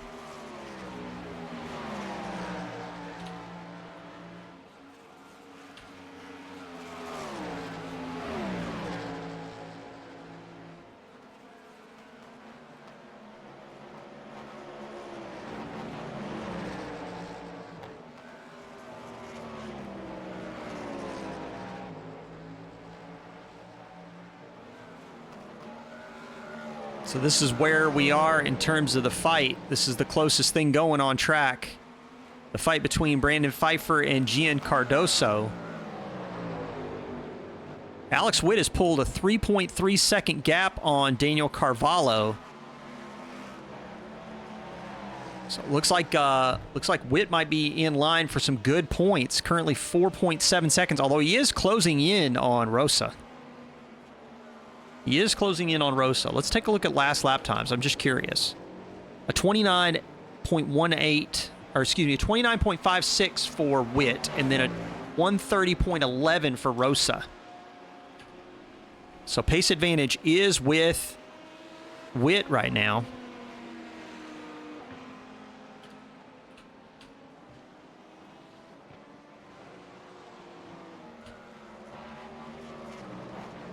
Robert Lewis into the pits. So let's find Killian Cornerly right now. Killian Cornerly exiting the final corner. Lewis is at pit exit already. Robert Lewis, I don't think, is going to make it out on track before Killian gets through the 90. Yeah, just missed out. Just missed out, it looks like. Going into the S's right now, but shaved a good chunk of time in his stint off of Cornerly. And that's with an extra 4 seconds in the pits for Lewis. So it's going to be interesting to see how this race is going to wind up. And I'm interested to see where Cornerly ends up relative to Costa Reyes. But let's jump back over to the Gian Cardoso Brandon Pfeiffer show. This time the tables have turned and Pfeiffer has the inside line on the exit of the uphill left-hander, but that gives Cardoso an opportunity as he slides a little bit. And going into the penultimate corner, Cardoso's right there.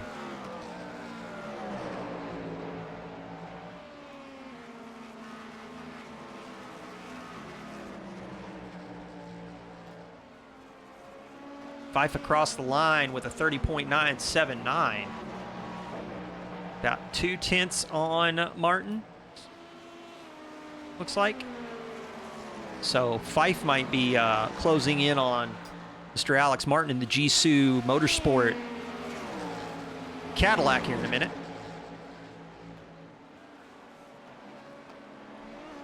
Still waiting to see when Costa Reyes is going to pit. Still waiting to see when that's going to happen.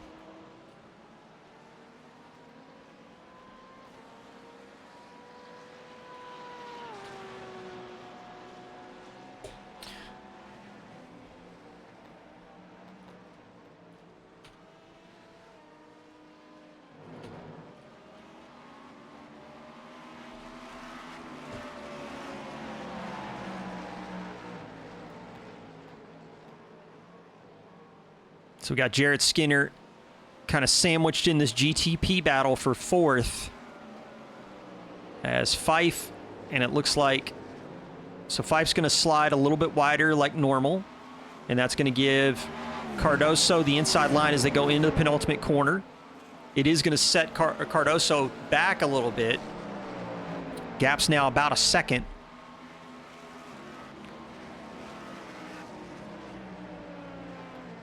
And Costa Reyes is in the pit.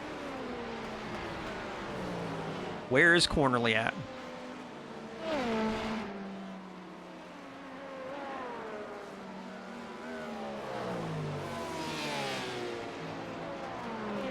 But Rosa has picked up the pace. That gap between him and Witt has kind of stabilized. Reese already at pit exit as Cornerly's going through the penultimate corner right now.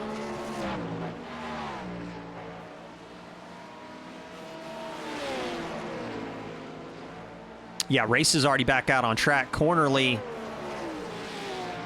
not really anywhere to be found.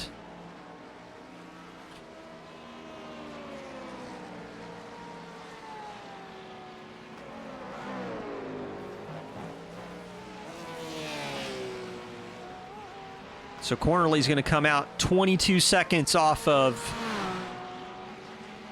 Costa Reyes.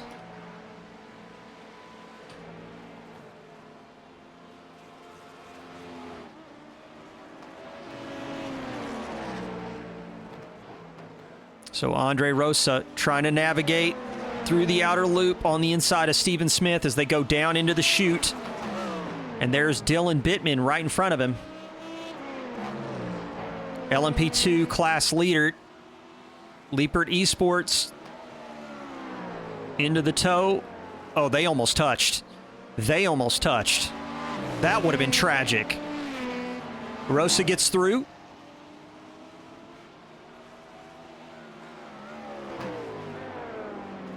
Yeah, I cannot imagine the GTP field right now. Like, I don't know how you guys do it. For me, it requires a level of skill and precision I just don't have. Brandon Pfeiffer now down to 6/10 on Alex Martin. Fluctuating between 6 and 7/10 right now. As we are inside the last 19 minutes of this race. Again, thank you all so much for coming to hang out. This has been an absolute blast of a race.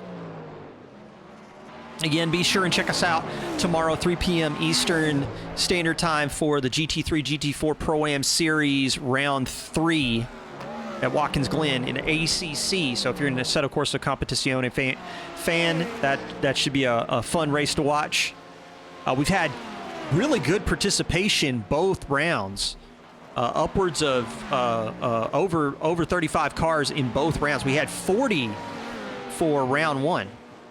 The AZR Porsche forcing Bittman to go wide in the Liepert Esports LMP2. There's Anthony Anderson, currently in third, 19 seconds back from Lewis. But yeah, ACC action tomorrow, GT3, GT4. I'm really hoping for a stacked field. Watkins Glen is such a good race.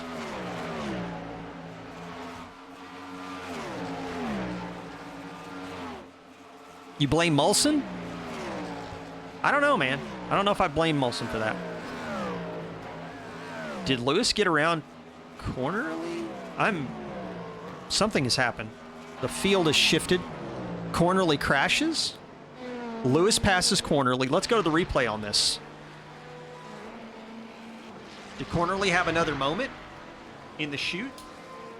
There's a 296. I don't see what happened here. Like, where did Cornerly crash? Oh, Cornerly loses it. Oh, did it shove him off into the other part of the track? If so, dude, that is tragic. Oh, that is so tragic. Let's go back. No. We got to see what happened here. We got to see what happened here. We got to see this. Into the bus stop they go from the chopper cam. Bus stop, everything's looking gravy. Ando comes around. They're both on the outside. Did they netcode? And that shoved him off onto the other track. Which basically, like, because there's the penultimate corner right in front of him.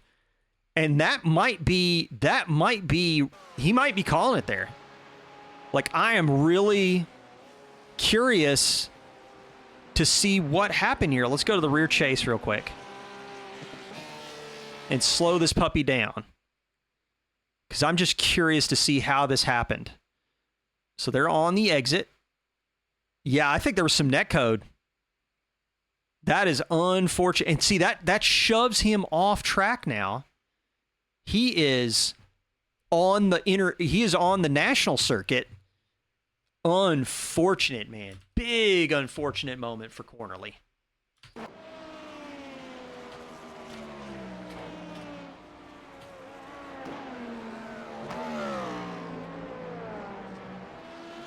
So that puts Cornerly now. Although it looks like Cornerly and Lewis are still going. I don't know what's happened here. Cornerly and Lewis. What? I don't understand. What's happening? What is... What?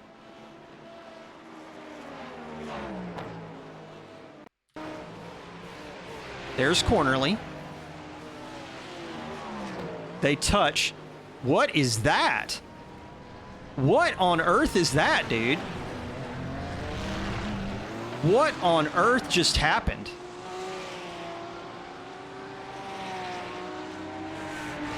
What on earth? They're going through the loop. That looks kosher. What is this? What on earth, my dude?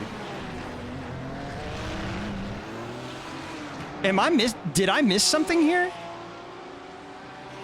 And then Cornerly goes to the pits and tows it. I don't understand what has happened here. Can anybody help me understand what's happened here?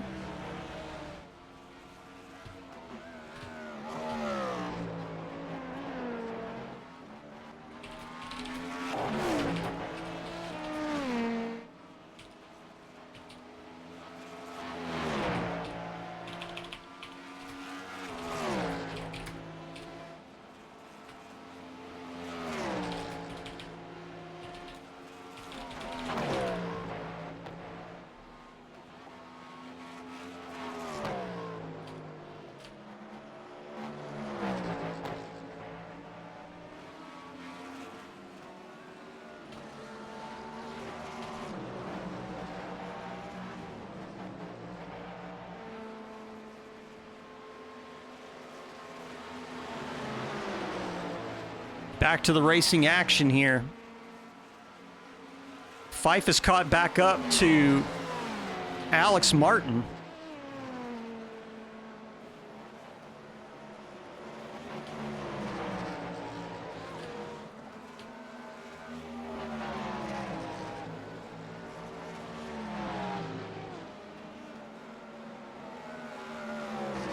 Taking a look, I want to look at the last lap times between Martin and Fife. So a 29.48 and a 30.31.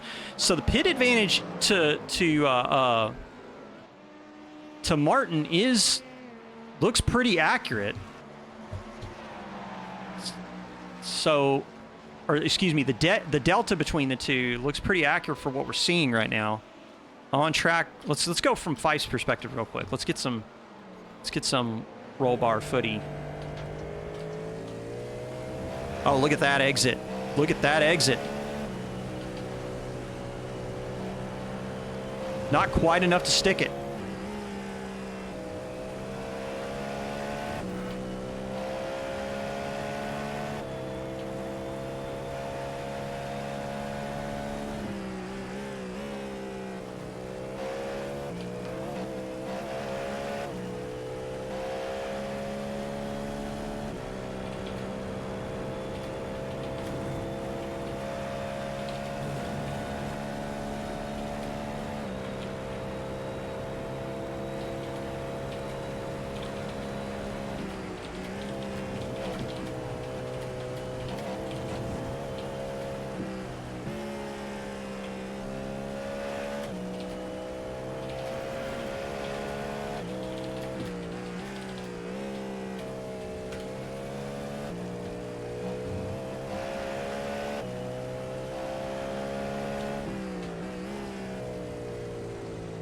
So, Retro's saying it looks like they understeered into each other? Okay. I'm still trying to figure out, like, when Cornerly was net-coated off track there by Ando, like, how they were even remotely next to one another, because they exited the pits about 3 seconds from one another. Cornerly goes off track and becomes like 30 seconds behind. And then suddenly they're together and wrecking. Like that to me, I'm still trying to make sense of that math. 4/10 between Pfeiffer and Martin, though.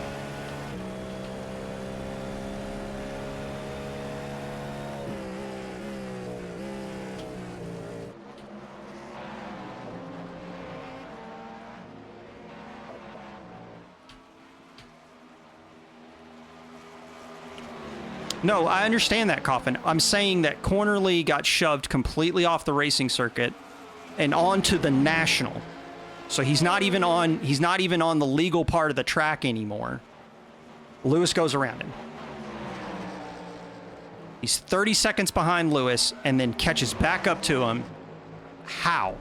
Without cutting the course. Like, I don't understand how.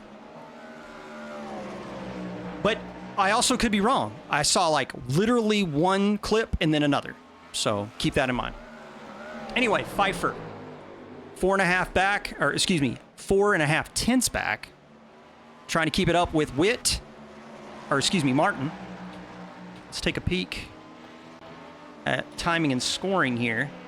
So last lap from Pfeiffer was a 1:30.09, a 29.48 from Martin, so he's still keeping it up. Enjoying the racing high from Adelaide. Kev, thank you for stopping by, man. Adelaide? Really? Dude, one of the best street circuits in the world. No question.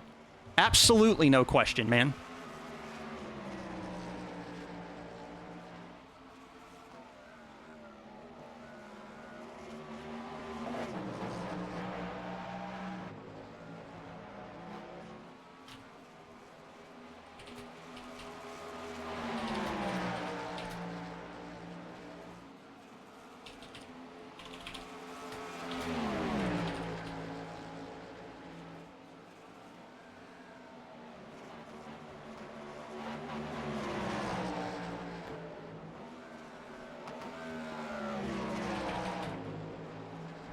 Right.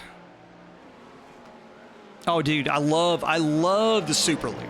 Love it. Such a good track. Such a good track.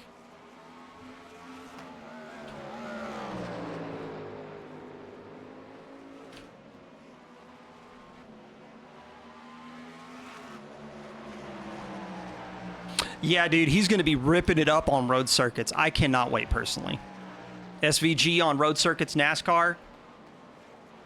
But anyway, so from what Retro says, it looks like there was a slowdown, which to me is kind of like weird because I don't know how you don't take the entirety of Sector 3 and just get a slowdown for it. But that also could be iRacing things, folks. That could be completely within the iRacing sporting code. I have no idea how that works. So take what I'm saying with a complete grain of salt there. So Cornerly could be completely not at fault for that. But the crash and stuff like that, I definitely feel like there's probably going to be a protest and a review for that, but we'll find out how that shakes out.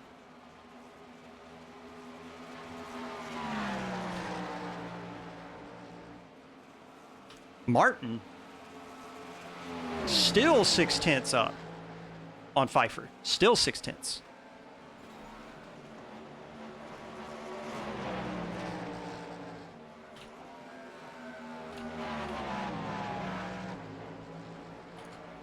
Detroit and Belle Isle would like to have a word with you, sir. Here's the thing. Belle Isle, another one of my favorite circuits. It's just not my favorite over Adelaide. If iRacing had Adelaide, no question. Easily the best track on iRacing. Easily. Alex Witt cruising to second here, 8.7 back from Carvalho. Or excuse me, ahead of Carvalho by 8.8. Behind Rosa by 8.7. The battle for fourth right now still between Martin and Pfeiffer. So we've got Race, Jutz, Wiley in GTD for the top three right now. Looks like the rest of the GTD field is out.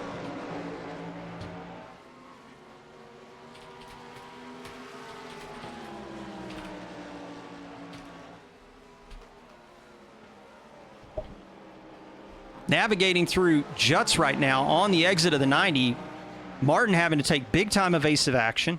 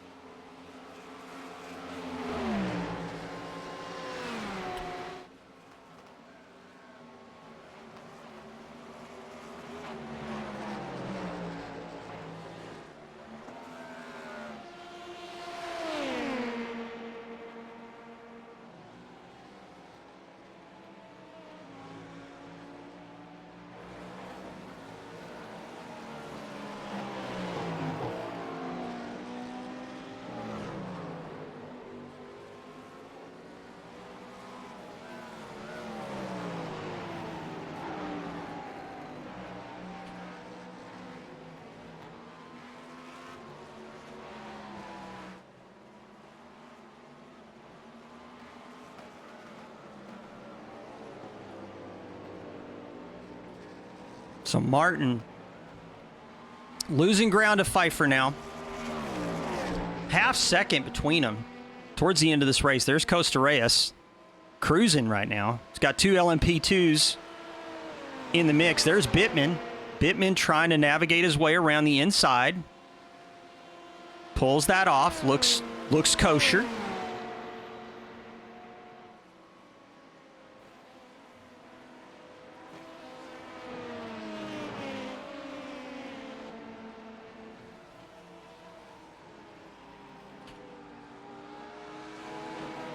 Lewis Ricard navigating through the GTD field right now. Willie right on the bumper of Juts here. 3/10 between them. Ricard got a fight on his hand here with Anderson. Let's ride on board with Anderson. See how that's shaken up.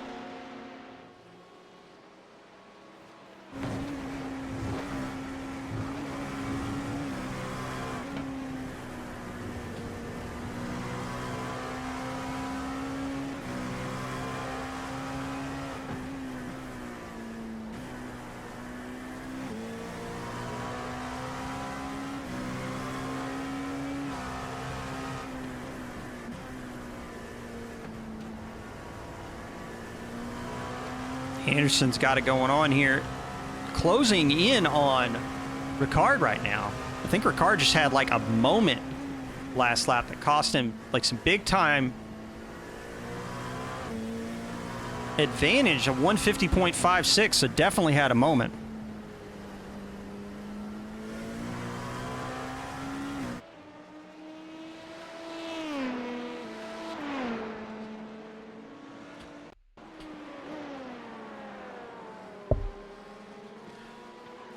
So this is the battle between Willie and Juts.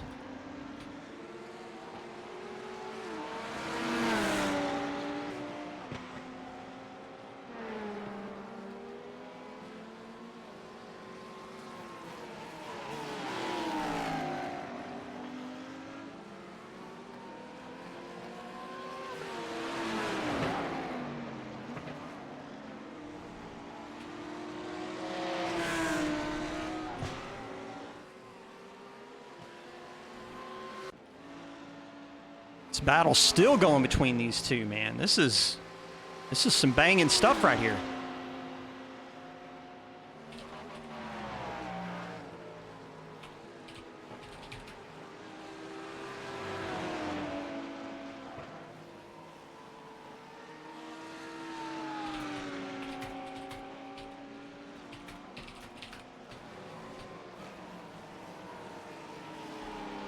Juts trying to hold off.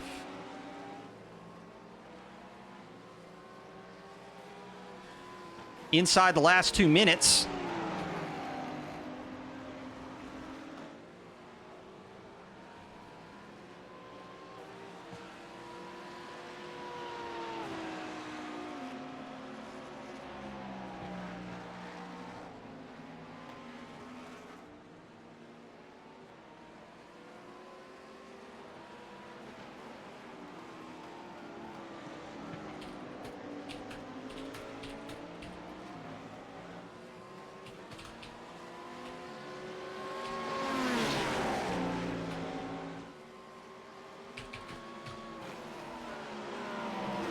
Man, the GTP showing up at the very wrong time for this battle, at least from Willie's perspective, but Jutz is going to take it all the way to the bank. Now that gap has opened up to about 0.3. Looks like LMP2's having to take another stop, catching him out. Anderson's going to drop behind Ricard now. What is that? Yeah, so Bittman, 32 seconds. Ricard, 33 seconds. Or excuse me. Bittman, 32 seconds to Ricard, 33 seconds to Anderson. Skinner's going into the pits now. So, yeah, LMP2's having to take another stop. And, yeah. 80% tank catching people out in a big way.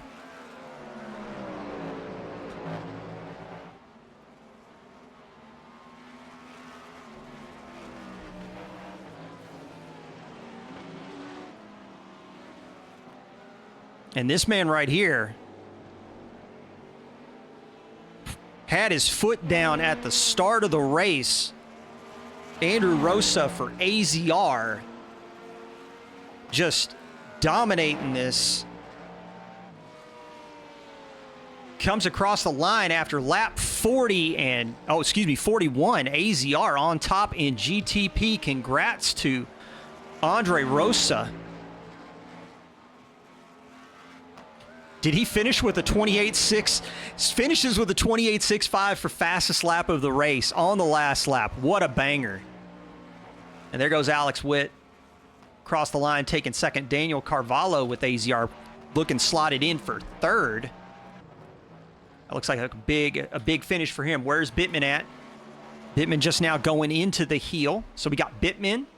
Looks like Willie does get the move done on Jutz to take second in GTD, and that's going to leave Costa Reyes in the AZR Porsche to finish in first. Anderson's going to come across the line in third. That's a done deal, but Bittman's going to take the race win in LMP2, and Bittman's just unbeatable in this car, it seems. Unbeatable. Takes the win. Louis Ricard going to come across the line in second. I'm actually kind of curious. Is he undefeated in LMP2? I can't remember. Yeah, just unbeatable. 1,400 points.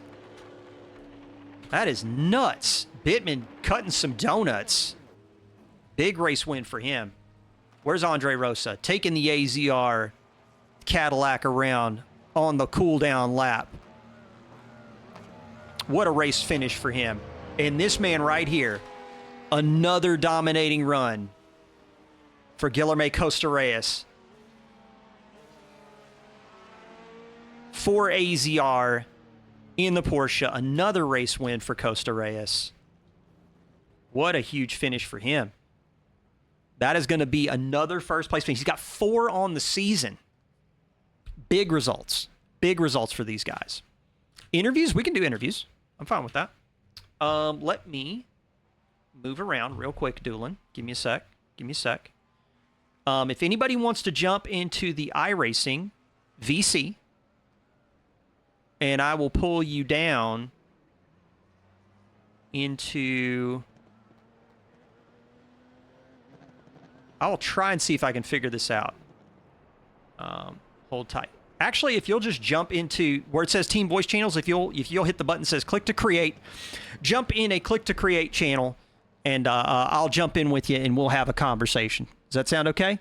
Be back tomorrow with Mahoney in the 992. Absolutely Retro Coffin. Again, everybody, that is tomorrow, 3 p.m. Eastern Standard Time for round number 3 of the GT3 GT4 Pro-Am Series. Let's go to that race result here. So if you want to, anybody want to do Click Create? Here, I'm going to do it. I'm going to go to Click Create, and you jump into the channel with me, and then we'll do it. Who do we got here? We got Dylan Bittman. Let's move you to. Let's move Dylan down. Can I move? Oh man, Discord. I'm not very good with it. I'll be the first to admit it. There's Louis Ricard. Louis, is it possible to drag people down into channels? Yeah. Here, I'm going to try and move him. Hey, there's Dylan. Dylan Bittman thank you so much for joining us. Another race win for you, sir, at Watkins this time. Tell us a little bit about how the race went from your perspective. It looked like it was easy street.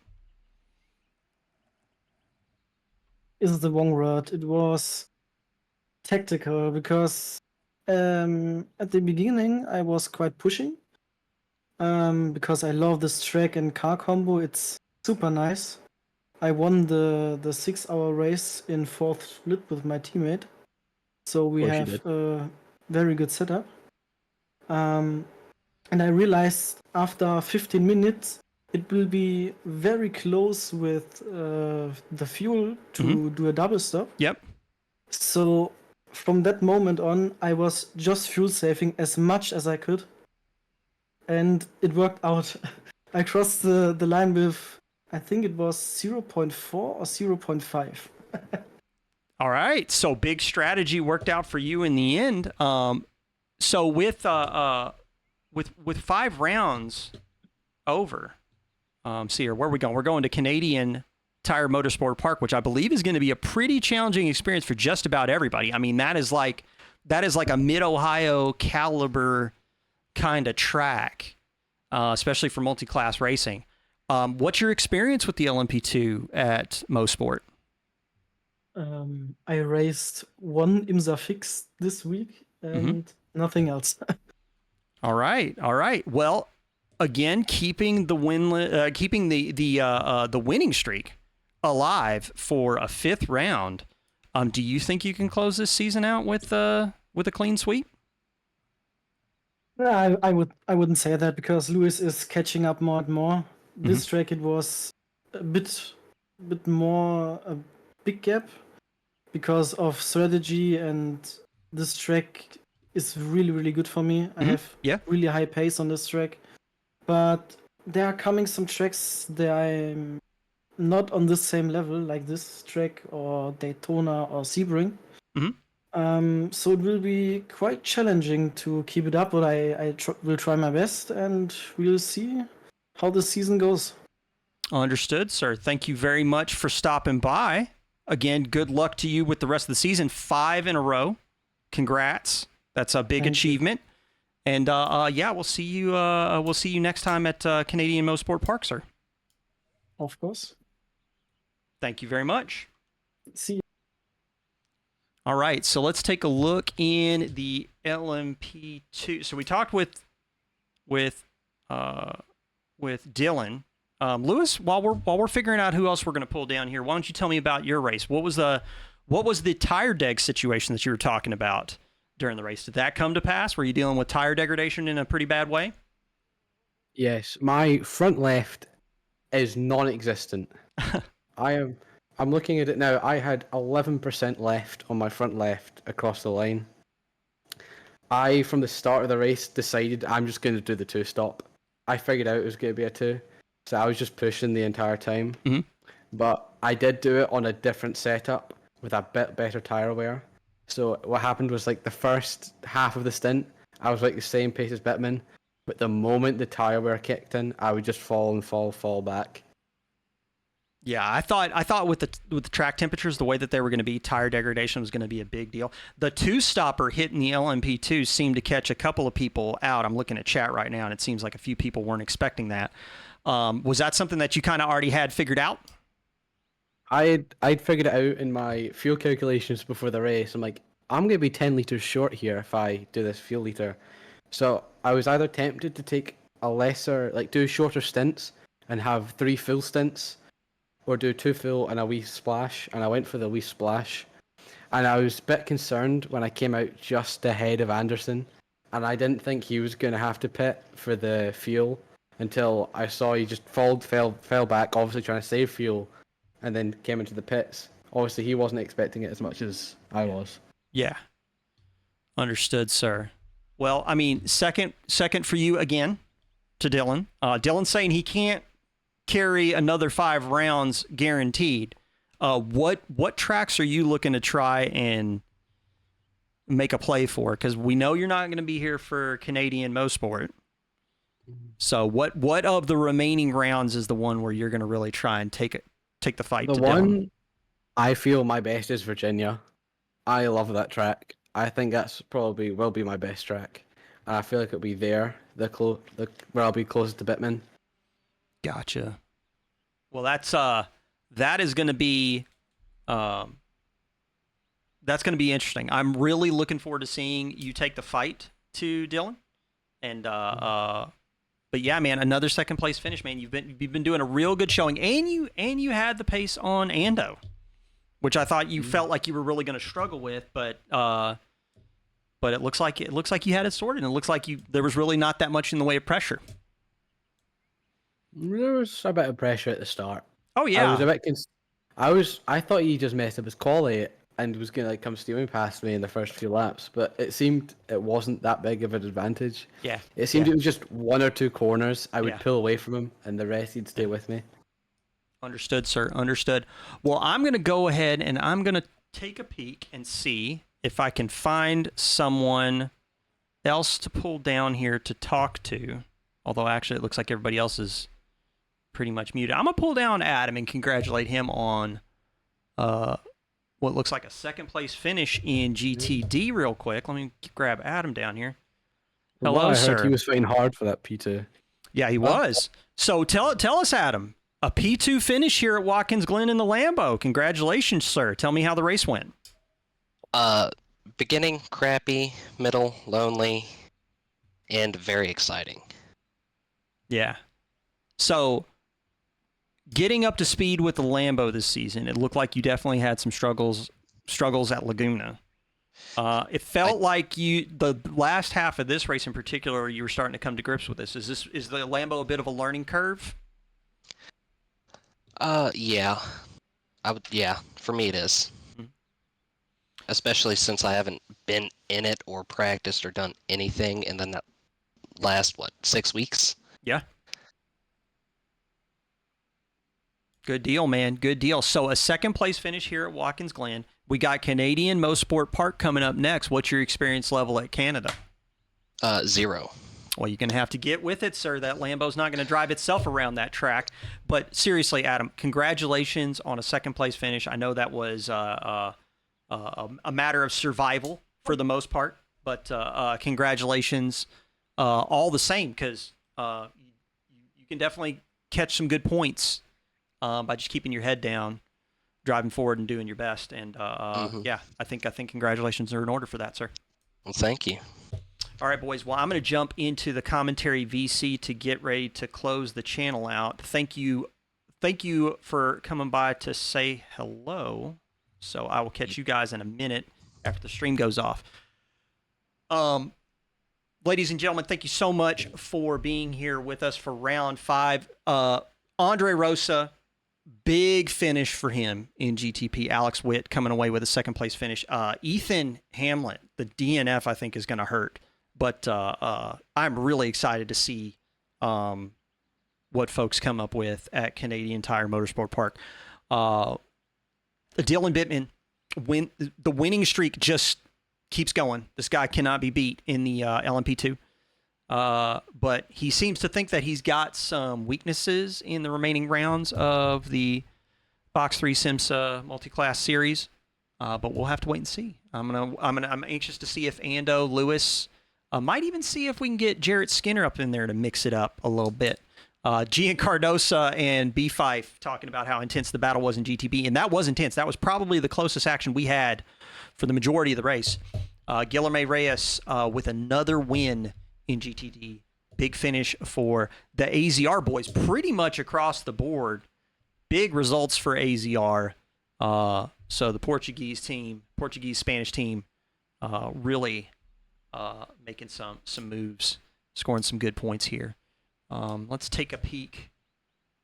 Just to give you guys a reminder, we do have 5 more rounds of the SIMSA series. Be sure and check us out on simgrid.com. Just go search through the host for Box3 Motorsports.